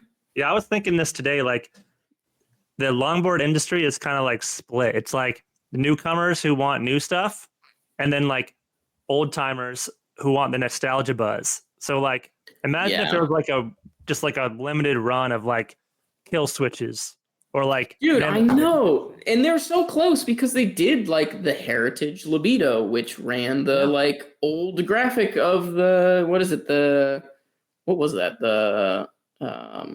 Not sure. Was that the GMAC graphic? What graphic is on the Heritage Libido? The Vandal? No. Oh yeah, you're right. The Vandal. Yeah, it is the Vandal. Yeah. It's interesting to hear about that because, like, you know, you got these like people who made such sick boards in a sick time, and then just like, you know, once the times passes, they're just like, all right, we're out. Dude, well, I would say that's half of the reason why I was going on to the Flat Spots live stream because I was like, Les, talk to me about your skateboard knowledge. Like, I was bothering him about like optimal kick angles for RKPs versus TKPs. He has real answers to that shit. Like there's like angle of power versus like what wheel size are you going to use? Are you like how far away from the pocket are you going? And I was like, bro, like why are you making shop boards or something? Like those shop boards would kick ass. Like Rob, if you're not in the know, Les Robertson is like one of the OG Canada, BC riders and team managers for Rain and Lanyards. And he's been having live streams every Saturday night where he's just like an open book to like lore. It's so sick. That's pretty cool. Good. Yeah, Yeah, I'm and sure it's they like, got a ton of stories. This is rad. I'm just soaking it all in because I feel like I was on the East Coast doing like little small stuff, and you're out here with all the big names, like and all the Dude, big it was companies. nice. I feel like I just kind of fell into it. Like it was Yeah, like right place, right time kind of thing. Because otherwise, totally. like, I was super, I was extroverted, but I wasn't going out to like build bridges with strangers. That like, it was back in the Facebook groups days. So like the most info I had on someone was like their Facebook circle bubble, and be like, all right, that looks like a punk head, and I am like a small Asian child. I'm not gonna out of the blue like, hey, can I skate with you in San Francisco? Well, that's the cool part about our community. We're all a bunch of weirdos. It's so funny how similar, like, once you kind of take the first external layer out, like one guy whips out a kendama and you're just like, all right, we're all the same now. you guys playing hacky sack? What? I'm in. Yeah. We'll go play What? frisbee You guys are golf. mixing hella strong gin drinks? Count me in. Oh, what? You're Kevin Reimer? What? Wait a second, I know you. It is kind of interesting how like the East Coast and West Coast have kind of flipped now. Like the East Coast seems like it's blasting off, whereas the West Coast is very small, tiny things. Well, we're only doing outlaws, and it seems like the East Coast has like legit events that are sanctioned, and people put effort into them. Yeah, they They caught got up. the paperwork. Sometimes you just got to go where the swell is the strongest, right? Yep. Okay, so Mike, after I know you had a little run with DB, but then also you were on the rain team for a bit. I was, yeah. Yeah, we actually there's an interesting story with Rain. We had a pro model like 80% done. So there was going to be a bamboo vert lamb flat single kick like Mike Adams board, which might come back. If it does come back and they kept everything about it, it will be called the Mirage. So if the Rain Mirage is out in the future, I made that shit.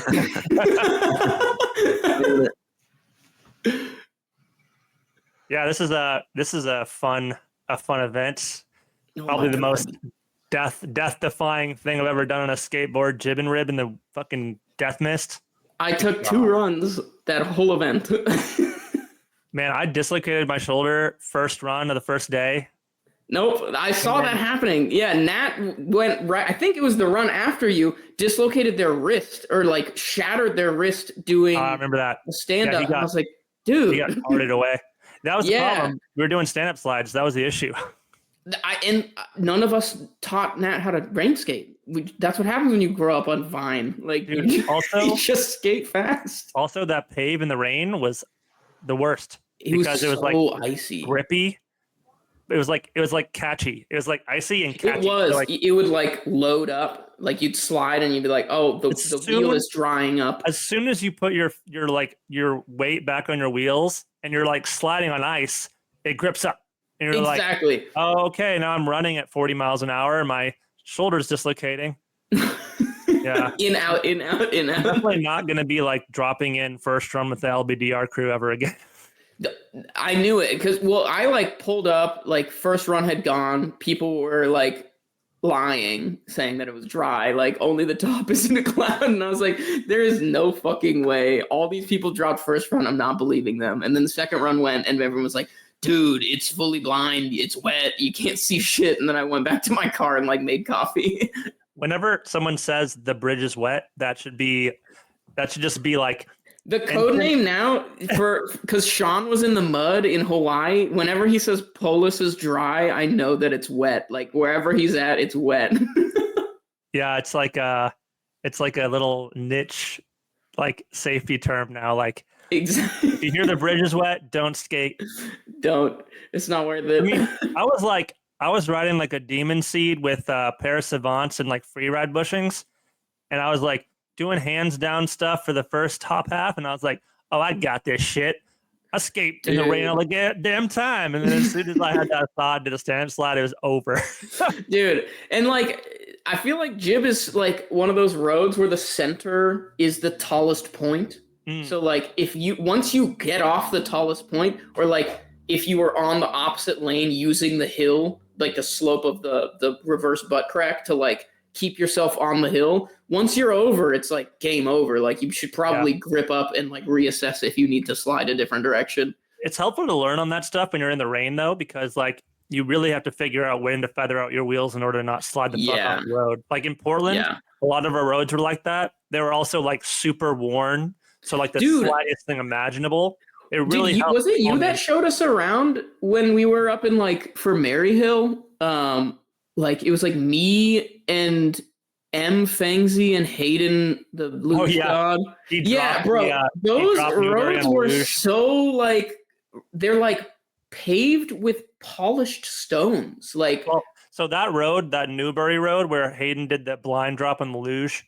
Yeah. That was like a freshly paved like hill that had washed off the side of the cliff. So that was like that was like the weirdest pavement in town. Like you guys skated Zoo Bomb, right? Yeah, we skated Zoo Bomb. That was cool. Like and then we skated the bridge with like all the gum. Oh yeah, with like the troll bridge. That was a goofy ass road. Like it was all off camber, and I was like, "Why are all of these tuck lean corners drift maybe corners? Like what the fuck is going on?" Like, you never know if you can grip it or not. It's like and then there's like a hole in the apex of that right at the bottom. Like, dude, this is like gross, but it was kind of fun. The trick. You slide through it, and you're like, I literally was like, I think if you slide and your front wheels go in the inside and your back wheels go in the outside, that's the right line. Okay, so Mike, we've got another guest question. Sick. This one's from Daisy. Oh, nice. What do you hear from commenters on your content that you think should be known to all? Oh, by commenters, I guess like it's not really like a comment that I get on like my reels, but it's a comment that I get in real life from people that watch my reels. Is like they came out to the session because they saw like reel that I posted and they knew where I was because my username is like SEO optimized. And that was like that like circle of like you saw the video, you knew who I was and where I was, and you showed up to the session is the circle that I like came out in 2020 to like create. So to hear that was like fucking sick. Like people are like, yo, you're the guy that makes like the reels all the time. Like, goddamn right. Dude, times have changed. When I was living in SF, I was like trying to share my location with people. And they're like, what the fuck are you doing, man? Why are you trying to figure out where I'm at? No, but okay. And it totally is that like the, like, I don't want to say the name because like Chad Lybrand has specifically been like, yo, why you got to call Mad Cow insert name of the road? And I'm like, what the fuck do you mean? Like, no one's like out here. Like the community is not like crazy like it used to be. Like if I drop the name of Tunnel Road, like no kid's gonna go out next week and kill themselves on it. But like it was still that OG like, bro, you gotta like gatekeep the spots so that people don't go and like kill themselves on them. Like the scene is not there, brother. Like I wish it was, but it's not there like that. Like just put it out there, bro. If you see someone at the bottom of the hill, just make sure they don't die. I had a guy who he shared a pin with me for a road that was like in bumfuck nowhere, no cars, and I'm like, hey, like let's go have like a free ride here, and he got so pissed. He was like, dude, you're blowing up the spot. I'm never giving you a road again. I'm like, bro, this is like the one spot you should suggest to people. It's so good. But no, when I was in North Carolina, people would be sharing pins all the time. I feel like that's the way. I mean, I granted, I'm assuming a base level skill as a Nashville local. Like, I feel like they've probably have their own vetting process and like their own way of like keeping a shit list or like a safety exclusion list. Because like, even in the Bay, there are certain people that are like more gung ho than they are skilled. So like they'll just huck it down. Like, have you heard of the legend of Dimitri from Vine?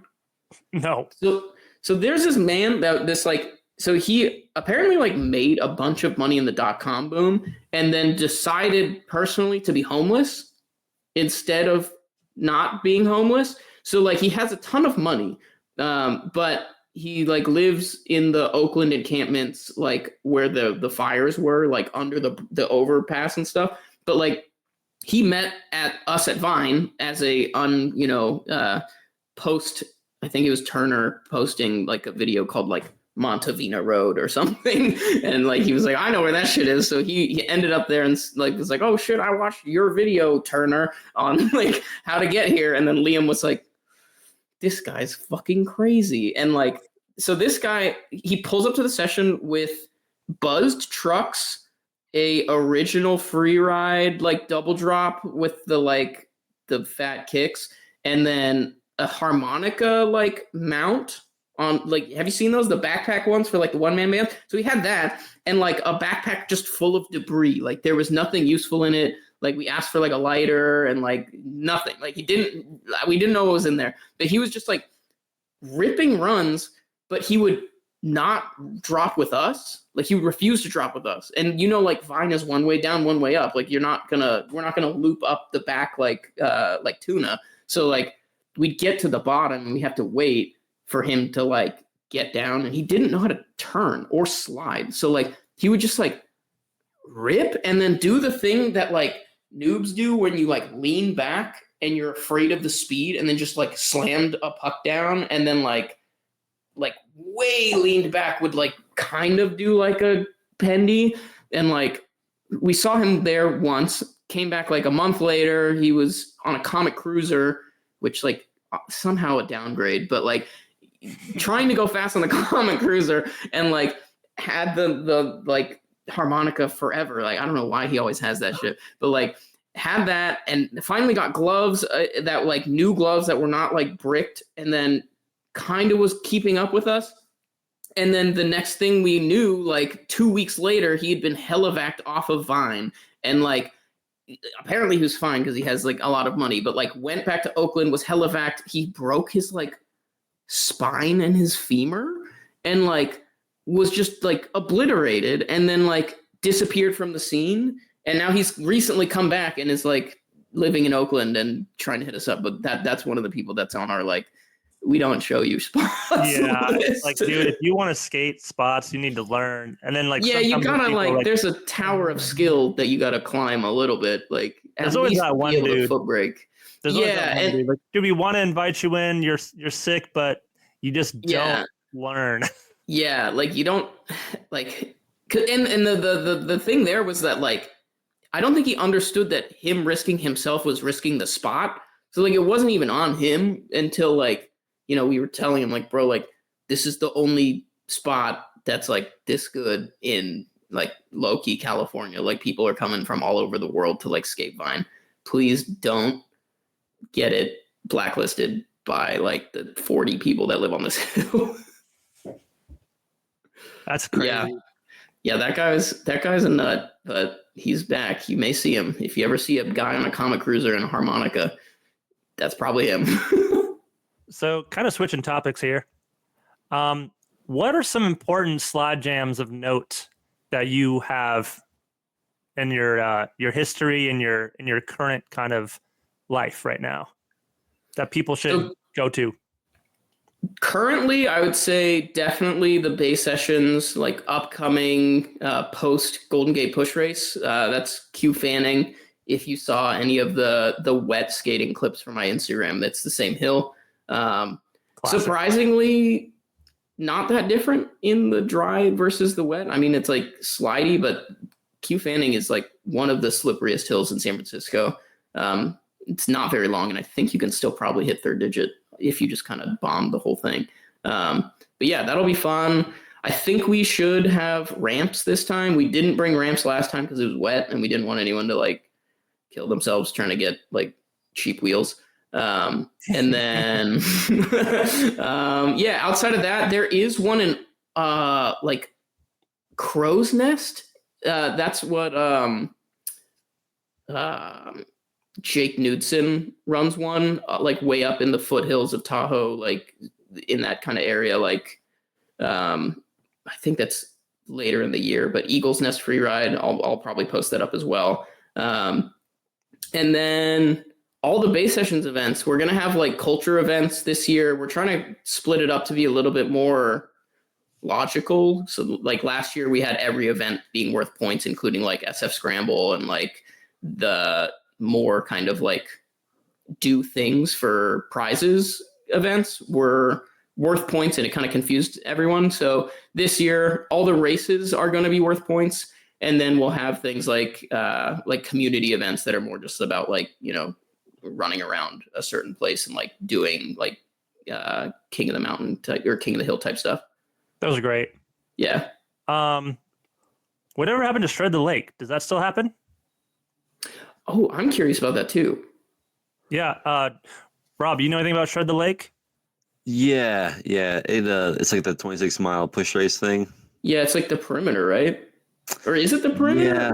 I was disappointed because that's what I thought it was, but it's like a trail system.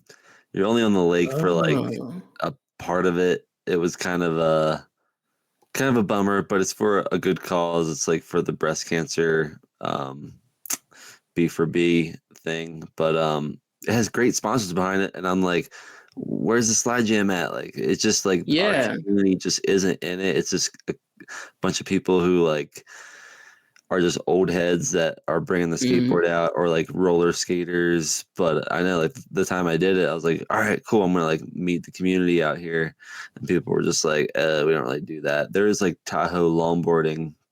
Yeah, Tahoe longboards, right? Yeah. I met a few of their riders, but just didn't get linked up with the right ones that really like were into it. I know one dude does some pretty serious free ride, MP3, or I don't know if you know. Oh yeah, or Marcus, right? Yes, Marcus Geo. Yeah. He works at yeah. Boreal. Yeah. Yeah, I need to link up with him because he's doing some good stuff out here. Yeah. So yeah, I'm hoping to have an event out here. I definitely want to come to one of your events. Seems like you got a good thing going on, and hopefully convince you guys to come out here. I would love to. I love going up to Tahoe. I normally I used to get up there in the winter all the time, but like, you know, lift ticket prices, I'm like, maybe. Yeah. So you're living in Santa Cruz. You're a surfer. Yeah, I'm living in Santa Cruz, surfing when it's like slightly warmer. There's lots of good mountain biking in the area also. I live right next to Nicene Marks. So that's like a huge forest that has a ton of mountain biking. I also live like right next to Chubbs, who works at Specialized, and like the guy that's hosting skatehousemedia.com. Shout out Chubbs for like resurrecting all of those. Yeah, he had all of the Skatehouse footage on a hard drive that had been like locked out, and he just like unlocked it this year. So skatehousemedia.com, you can look at all the videos. All in one hardware. Yeah, I was like, dude, you gotta get that like partitioned out to some other hard drives, bro. Who's the guy that used to live in I don't know if he does it anymore. He used to shred on Arsenal, and he lived in Tahoe. He had like dreads. Mike Mayhew. Yeah, Mike Mayhew. Yeah. I don't know. Mike Mayhew is like a super shredder, and I think he threw a pretty big skate festival thing out there. I don't know if it was Shred the Lake or something else, but I know there was a Red Bull event that the Donner Pass. Donner. Yeah, and then it didn't happen. Yeah, it didn't happen. It was like in May and it snowed. Yeah. But Mike, I think he was like kind of heading the slide jam stuff out in Tahoe. Really? I think so. I remember there was like a pretty good slide jam event that happened in Tahoe. Who's still out in Tahoe? Because I know Spud just moved to Colorado. Right? Shit, I don't know. I mean, like anyone in the Reno area listening, hit me up. Yeah, I was gonna say, I'm curious to know who's in put it in the comments because I want to follow y'all. Like, making more than one NorCal scene, please. For real. So we've got a guest question here. This one's from Keon. Hey, Keon, why do you live in Santa Cruz? Oh shit! Someone had to say it. Well, this is my parents' house, so Cali rent is the real reason. But like, honestly, with the amount I spent on gas, I'm driving like 2 hours to every session pretty much. So like, that's all another reason why I like milk out as much content as I can for every session that I'm at. But yeah, only cost there. Like, I mean, there's like the pros of being on the coast is beach is sick, weather is nice, forest is dank. My dog gets to like run around all the time, no rent. And then Santa Cruz has the most pump tracks in all the Bay Area. Arguably Santa Cruz's Central Coast, but you know, we've got 6 pump tracks in our town or in our city. The Bay has 2 in the Bay. So, I mean, I like pump tracks, but it's not worth it. But, you know, if you did like pump tracks, it would be worth it. That might have something to do with mountain biking. It definitely does. It's like most of them are BMX coded, and like half of them have like kickers, like straight lips in the middle of the flow section. You're like, oh shit! All right, time to bottom out. Yeah, I'm envious, man. I always wanted to go to Santa Cruz and move back there, just because like it seems like just like a really good place to like just like build on soul level. You know, it is a good place.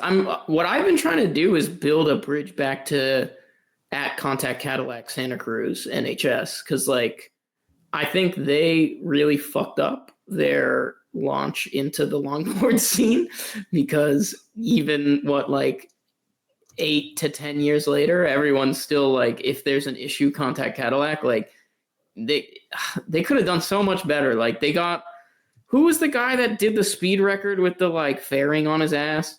Kyle Lester? Yeah, Kyle Lester. He could have done. They had so much happening. Like Independent was about to come out with RKPs. That would have been so sick. Like Randall's been dead since the R3 came out. Like, it could have been amazing. But I still believe. I try. I hope that Santa Cruz decides to make an 11-ply downhill board someday. Get in there, dude. I'm trying, bro. Judy Oyama, the girl that I'm slaloming with, the like world, like she's like I think 3rd in the world at slalom. She's like worked at NHS like her whole life, grew up in Santa Cruz. So I'm like trying to wiggle my way in there and be like, yo, like I'll do stuff. Like you don't even really have to pay me that well because I don't have to commute anywhere. Like that would be kind of sick. Like let me live here and I have an answer to Keon's question. The reasons that I work for NHS instead of just like I'm poor. Dude, if you need an affiliate to have a video call with them, let me know. Yeah, that's what it's about. Yeah, I'm hoping something happens. The one thing that we are working on is there's gonna like Santa Cruz's has bought out like the Sears store in our local mall for a skate event in like mid-February, and we're trying to get them to like cordon off a zone for slalom so that we can do slalom on like perfect concrete inside, which I think would be sick because like I've been doing. I know it'd be so fast, and then we were about to buy like pads at the end, so you can just like slalom up to speed and like run into a wall and like stop. If this goes down, I'll be so hyped.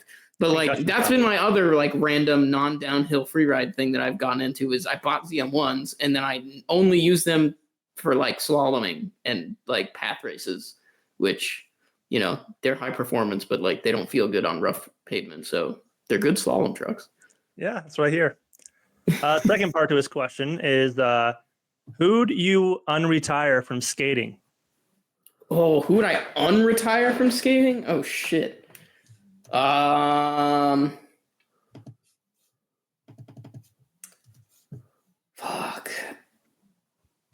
From skating is hard. From there, like I have this list in my head of old longboard video makers that have like made it in life and moved on and like left for the better. But that counts. Michael Alfuso, he's now a horse videographer or something and probably makes real money. But like all of the ABEX shit was him, and that was like where I got all of my like. You need to have dynamic movement. I wanted to buy like a jib crane because he like from the ABEC 11 James Kelly video, like it felt like they came out of the sky and he was just like there with the ABEC car. Like he had the sickest videos. I still think it's like probably some of the sickest videos. And then if not him, then like Colton Killerin from BC. Do you remember that guy? He was like Colton Killerin. He was like, if you look up like Do you remember BC Collective? Yeah. It was like pre-homies. He was the guy like behind a lot of that. He had the Comet takeover. Like he was the one dude on Comet in Canada. Yeah. He ripped. Yeah, and he's got like I think he has like parts on Loaded newsletter also. But yeah, Colton Killerin, never met him, but like he had that like mix of skating style between like the flow that Byron has, but like the snappiness of like almost like Aaron Hampshire. Like like all of his toe sides would come in like whoosh, super fast, but it was still fully on like sim trucks. So like I don't understand how he had that much like returning from checks like force. But like yeah, that guy rips. He had like switch toes before anyone had switch toes, before snakes existed. Like that whole BC Collective like blows my mind. That whole group. I don't think a lot of them like still skate, but they're all really good. I'll have to go check those out. Yeah. And then third part to his question. What do you think the next viral Instagram reel sound will be? Fuck, dude. I feel like we're going down like this it's like a void of like meta humor in Reels audios. Like we've almost gone to like skibbity toilet audio. Cause like it used to be that you could like pop in like a Fred's Dead song and then like it would do fine because people like, you know, it's kind of like that like Tokyo Drift vibe and like people will fuck with it. Now it's like you can just you know the Caleb McCrink guy? He's the current meta for Reels. Like just like one slide and then the like app that like shoots an ICBM into your like your video and then just blows up and then you're just like I hate when like I hit a rock or something. Like it's not even about the audio anymore. It's just like can we make some brain rot that like lasts from 3 to 5 seconds so that the view count goes like way the fuck up and then like engage people to comment like wow this was a great video or something. Like it feels like it's like an equation of brain rot that like my post density has dropped so much since it's become harder for me to find a real audio because I'm like, all right, time to go back to like Gangstar, I guess. Like I'm going back to like my personal roots because like all this suggested audio is like garbage. Yeah, it is crazy that is like a driving force of content viewership. Bro, we're in the skibbity downturn. It's fucking terrible. Yeah, like everything is just like flashing light. You know, like the same music, same song on every reel. Well, okay. The future, I shit you not, is going to be 4 reels in one reel, divided 4 ways, and there'll be 4 reels playing at the same time with all their audios playing at the same time. And that's like I've seen it like 3 times today, and I'm like, oh fuck, like I can't. I'm not gonna make that reel, but like that kind of does popular. It does like tick the boxes. Like you want viewership and like people to watch longer, but like also partake to that attention span of a goldfish. So it's like, there's like a goldfish part here. Oh, now I got to go back and watch it again. There's another one here. Oh, another one there. Yeah, exactly. So like, you know, I think that's part of the reason why I was like, you know, 16:9 is back because it's finally gotten high enough effort for me to like edit a reel where I'm like, fuck, I should have just put this in like editing software and made like a project that's going to be 5 minutes versus like 10-second clips of like rain skating or something, especially from like the last Slide Jam was the first time I filmed with a GoPro in like 2 years. And that footage looked insane. Like I was like, oh shit. Like I have really been, you know, trading quality for ease of use with this 360 camera. Because the new GoPros are crazy. I'm working, like I hit up GoPro and they like, you guys are all skilled enough to do this. Hit up GoPro and say that you want to be part of their testing program and then they'll send you GoPros. Wow. That's where I got all my GoPro shit. I refuse to pay for GoPros because they corrupt SD cards. I had a whole ass skate trip that got fucking obliterated by a corrupted SD card, and I was like, I'm never paying for a GoPro again. This is true. I've had that happen too. Yeah. So what are you doing for like what's your involvement with like skateboarding these days? Like, what are you kind of like working with? Like, what are your goals? How do you feel like what needs to change in the community and industry to kind of like push it to a survivable level?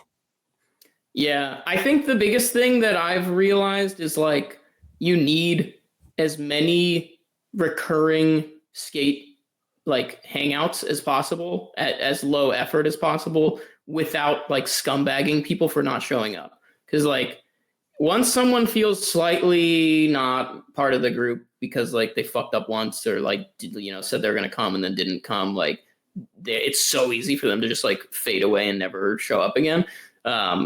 The Bay scene is lucky to have like Keon in San Francisco and like always have at least 3 to 5 people down to like on Thursday meet at this spot and like free ride from 7 p.m. until 11 p.m. in this park in like the pitch black. Like the skating hill is not like gnarly at all. Like it's in a park, so it's like probably 20 miles an hour in like a path, but like the amount of people that constantly go out to that and just like hits up the Discord and they're like, yo, so like local session, yep, and then like to see them do that and then also have like this monthly event thing that we've got where they can face off against the same people over and over and see that they're getting better in the standings. I think that's like helped with retention a lot, because like we at the beginning of Baysessions, like it was just me and like the Groms that like I was able to find through being annoying and like talking to anyone that was on a skateboard and being like, hey, like bro, like did you know you can stop on that without foot braking? Like check out this skid. And they're like, oh, fucking leave me alone. But like I got 3 Groms out of being that guy, and then like that wasn't scalable at all. Like that's kind of how like Big Dave got everyone on the bus, but that it was in like a time where it was way more likely for someone to just be like, yeah, like let's do it, I'll just like hop on, there's 30 dirty kids in your car, that's not sketchy. Like yeah, but like consistency and like not forcing people to like buy a ticket or like do something to like validate that they're going. I feel like there's so much like 2-factor authentication for like skate event, or like, are you hanging out? I'm expecting you to be here. Like I'm anti-skater time, but I fully plan everything with a hour buffer for skater time anyways, because like it's not gonna happen anyways. So like yeah, consistency of a place. It doesn't have to be a gnarly place. And then like outlaw races also not have to be at a gnarly place. Like just have a first, second, third, fourth.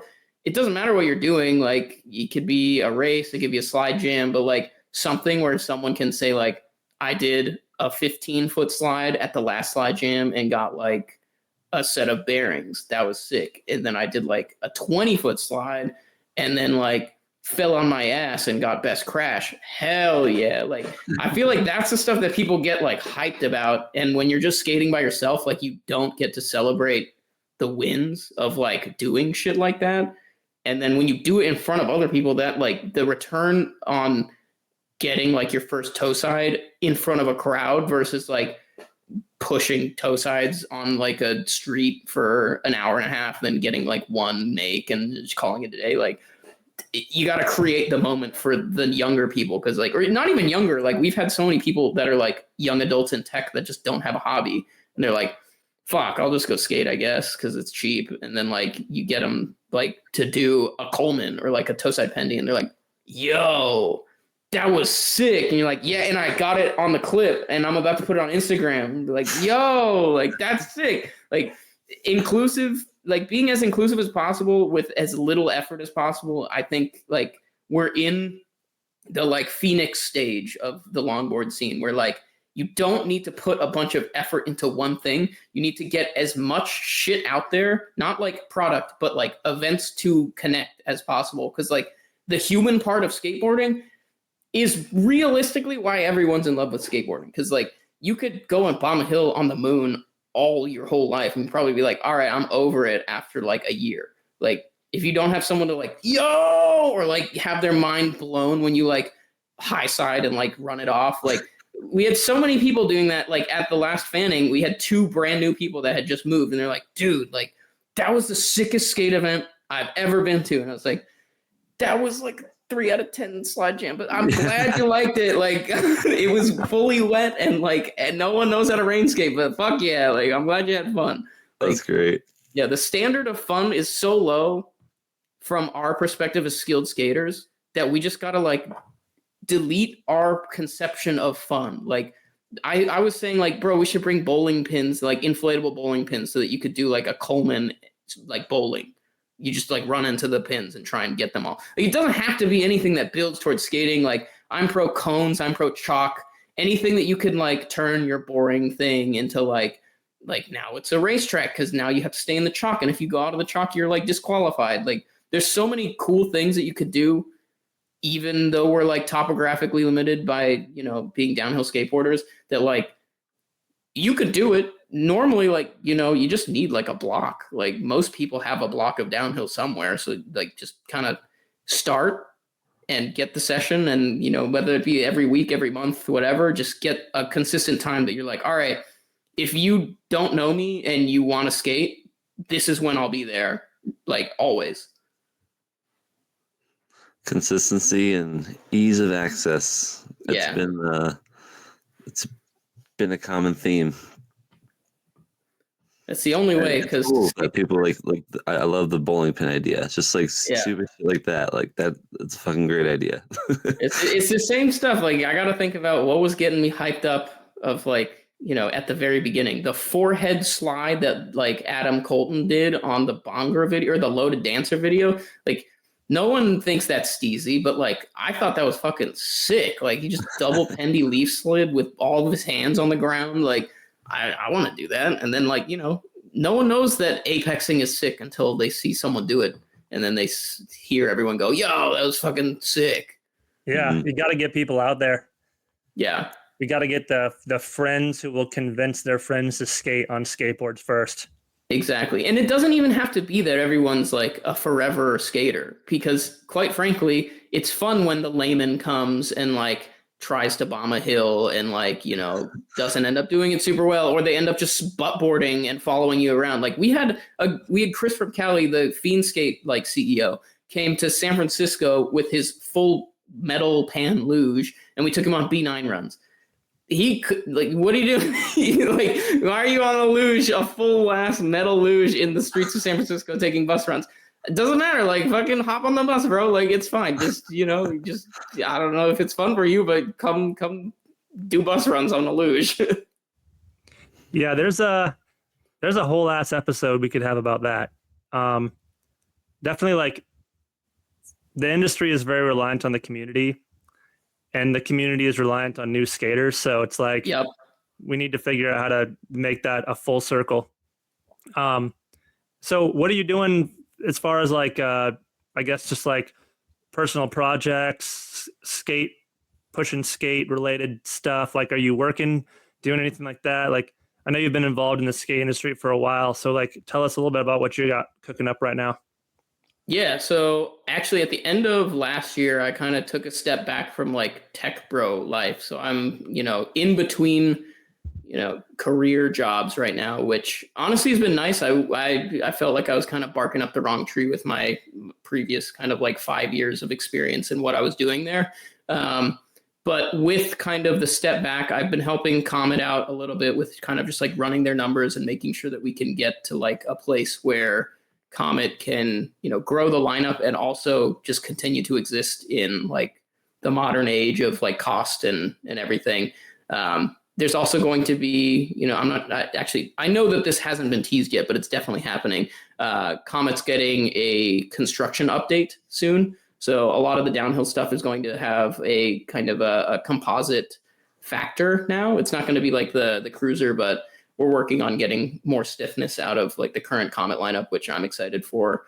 And then outside of that, helping with Baysessions stuff, trying to get into NHS and like bothering Judy about like maybe getting into longboarding, or at least getting like more slalom representation in the Santa Cruz skateboards lineup. And then, yeah, outside of that, just kind of playing it by ear. I'm doing some like ongoing education to like up my game on work stuff. So hopefully I can like get a better rate and work less and skate more. But for now, it's 100% skate and 0% work and 100% burning through my savings. But you know, it is what it is. It's kind of nice to have that break. Hell yeah, dude. We got another guest question here I want to play for you from your friend Kelsey. Hey. Heyo, so this is my entry for Mike's interview today. Hey, Mike, I got 2 questions for you. Number 1, if you were stranded on a desert island with the best skate spots in the world, but you only had 1 board, what would you choose to be stranded with? Ooh. Second question. I know a lot of skaters like to smoke a little cannabis before they go down the hill. What, if any, impacts do you think getting slow before you go fast has on your mentality for skating? Awesome. Thank you. Bye. All right. I like those Great questions. So for board, I'm thinking like in my head, the island described was like Tenerife. So like the white barrier walls and like it's all downhill. So if I were doing that, Could be the moon. oh, it could be the moon. I mean, like widen my horizons. What kind of skating am I doing? Is it all downhill? Just like, are there driveways? Like, let's just say like pristine hills of the best quality grade, and like everything's the same. Like every road has same features, so you can access whatever you want on it. You can go fast, hit driveways, slide hairpins. I think okay. Well, I was gonna say if it's just straight, then I'd probably do like the orbiter or the takeover. But if there are driveways, then for sure the ethos, because like it's like 23-inch wheelbase, slightly split, so I don't have to shit my pants when I go over like 40. Byron's good Classic. for like slowing down. Good grip tape. Hesh foot stomp. You know your roots, bro. Big classic. Get rid of that PSD. Put a bushing on that shit. Nice, good call. Yeah, I think that's. And then for the Devil's Lettuce, performance enhancing or performance decreasing, I would say subjectively, it takes away like pre-race jitters. So like if like for me when I was at Tepe and it was like the Tepe that everyone went to like get their times done, the top of that like before you drop to get your times done was like pretty gnarly. Like it was like every pro that you'd ever seen from like Australia and then like all the Americans that were fast, and I was like, oh shit, like I came up here as like a meme just to like kind of see where I settle in, but like this is kind of stressful and like I have nothing on the line here. So like if you're like me and like being at the top of the hill is unnecessarily stressful, even though you know that you're good at skating and like it's like an illogical anxiety, that's like a use case. I'd say it calms me down there just because it's like more breathing exercise than anything. For freeriding, it 100% makes you steezier, though. Not the act of, like, doing it on film, but, like, it loosens up your body. Like, it also, like, kind of takes away some of the risk that you think is going to happen until, like, you're already committed to the slide. So, like, for switch checks and stuff, like, switch heel check. Ooh, I don't want to commit to that because, like, what if the front grip's up and then, like, a high side? Oh, I'm already been doing it for 20 feet. Oh, shit. Like, it kind of gets you there. I'm flying through the air now. This is not good. Yeah, yeah. It's a double-edged sword. Like, as long as your muscle memory's there, I would say, like, don't learn with it. But once you got it down, like, it'll help you kind of experiment on the recipe a little bit. Yeah, there's like that level that you don't want to go over. Yeah, you gotta still make sure you have a foundation of skill before you go out there. Absolutely, that's a great tip. Yeah. All right, before we get into our hot takes, which we'll close it off with that, I'm going to go ahead and substitute in myself for the casual J-Lo part that he usually does. And it's called Guess That Longboard Video. So I'm going to play about 10 seconds of a song, and you've got to guess what video it came from. And if you need multiple choice, I can give you some multiple choice answers. All right. But yeah, let's do this thing.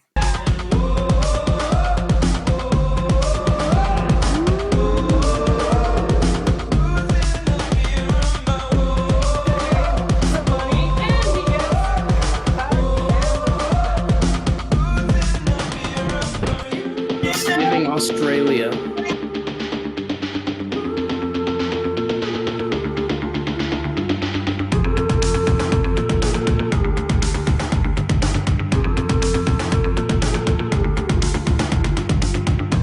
I don't think I know this. What's the era? 2013. 2013? Was it filmed in Australia? No, but it was not filmed in the United States.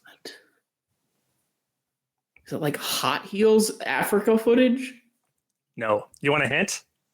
Yeah. So it was a sideshow to a famous once been longboard race. A sideshow to a longboard race. Yeah, Is like it the Puerto Rico slide jam? Nope. Like, it's a I'll give you- sideshow. I'm assuming that means it's like a free ride event, like a tertiary event. Well, you know how some events used to have like side events like lake jumps or like dance or other like, fun stuff like that. This one in particular is very, very niche. Is it Maryhill? Like Maryhill has so many side things. Nope. You want another hint? 2013. One more hint. Yeah. It's a rain video. Rain, Teutonia? What? Like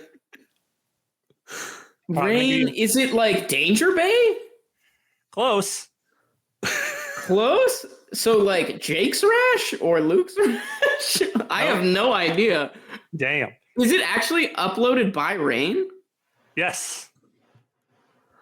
Stumped him again. Really? Yep, we're good at that. Wow. Is this the same video as the other people have watched? Like the same song? Do you want a no, it's always different. Oh, Do you want multiple choice? Yeah, I want multiple choice, yeah. Okay. So first one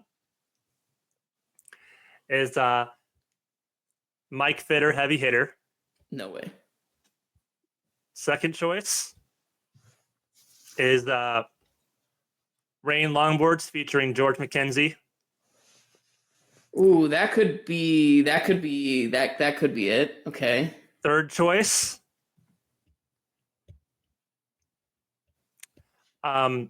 Rain visits Giant's Head, featuring the lake jump.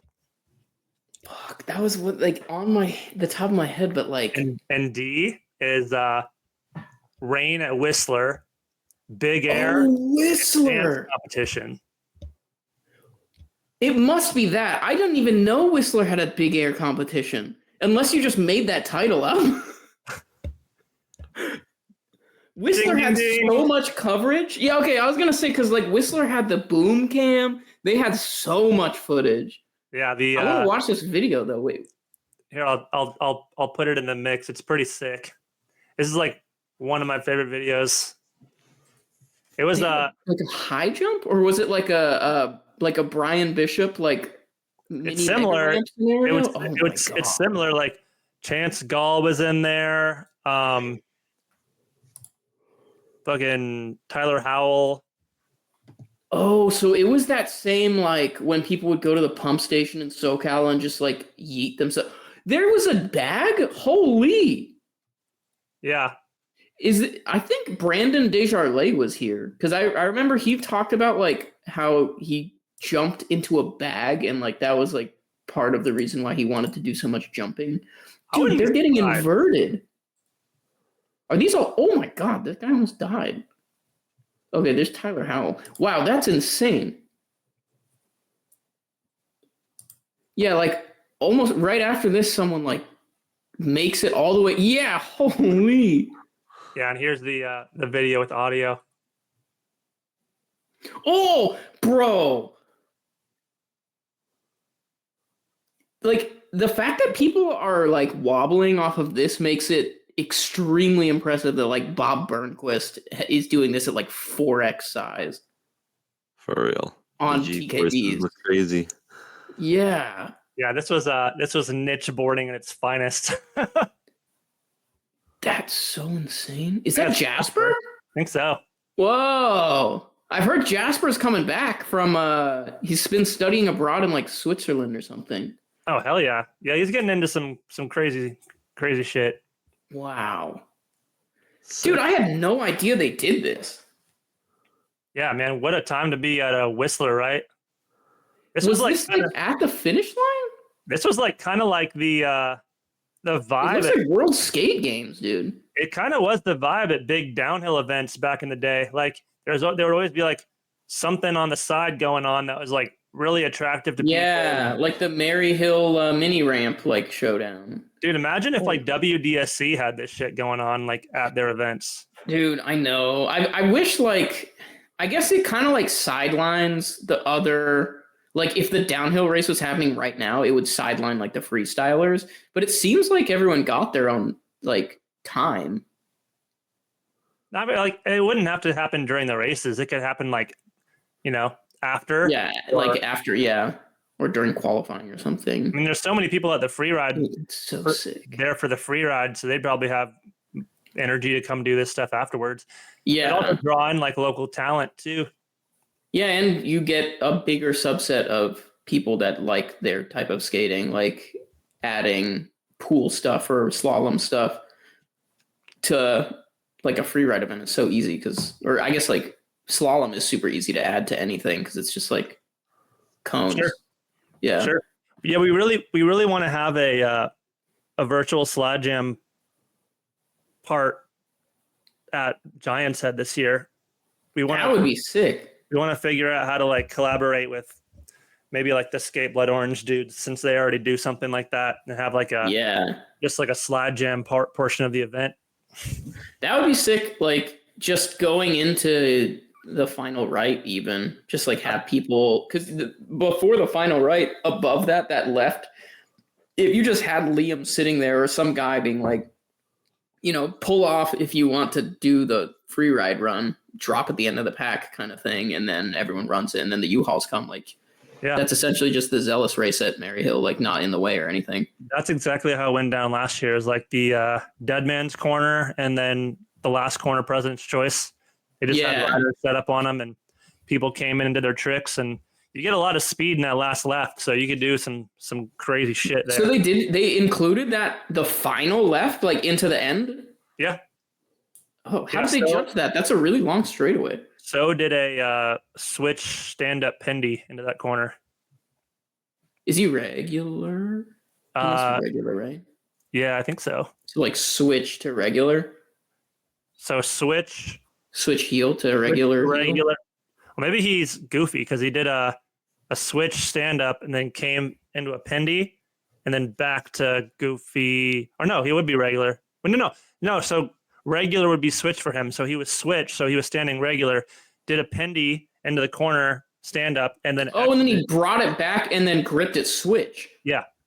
Oh, my regular brain did not understand how you did it. That. Was Okay, heavy. that makes sense. Yeah. It was heavy. It's kind of gnarly down there because where that kink is, there's like root knurls and stuff too, like to go into the bottom all switch. There's a couple of different parts of that road that have changed a little bit. But we've been going for a while here. Let's take it away with the hot takes here. Hell yeah. You ready? Yeah. So with this, you just want to answer quick? Yeah. First thing that comes to mind. All right, ready? Yeah. Okay.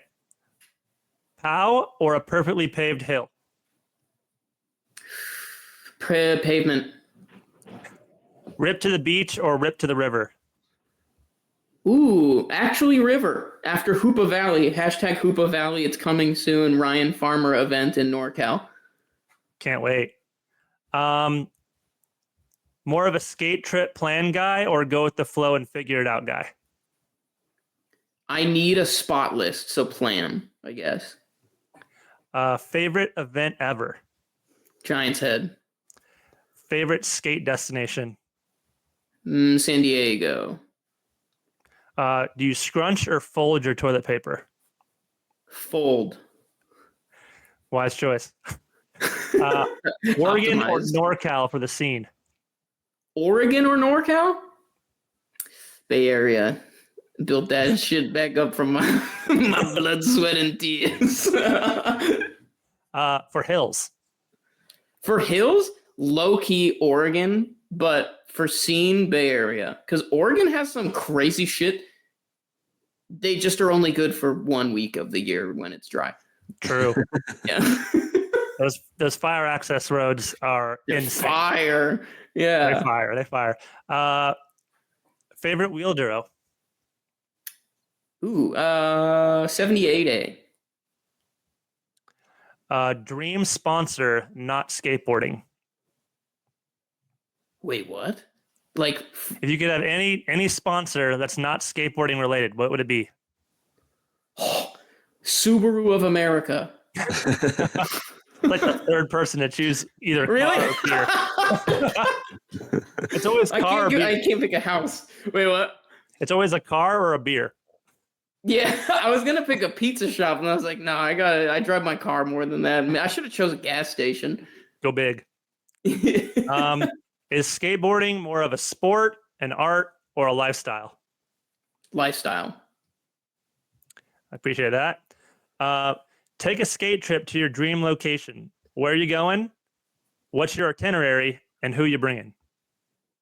All right, I'm probably going to like K&K, and I'm gonna bring Keon and Sean. Yeah, Sean Wilkinson and Keon. Yeah. Cool. 'Cause we'll Just gonna just skate film it. K&K? Yeah, well, the main thing is that, like, I think I just want to be at K&K because, like, that whole event looks insane. And, like, I've never been, like, skating in Europe, and the camping looks sick.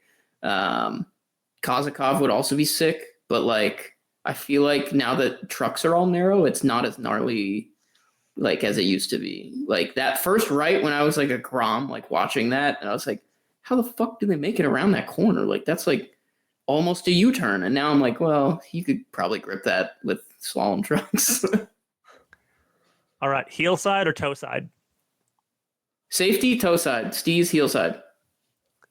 All right. And then who's the GOAT? Oh, the GOAT. The first thing that came to mind is Kevo. Eric Crimes. Yeah. Yeah. He's a real one. You bother him on DMs, he'll message you on Instagram straight back, like within the day. You like ask about how much rake his trucks has, and he'll say it should be this, and then you measure it, and it might be a little bit different, but it's okay. We still love you.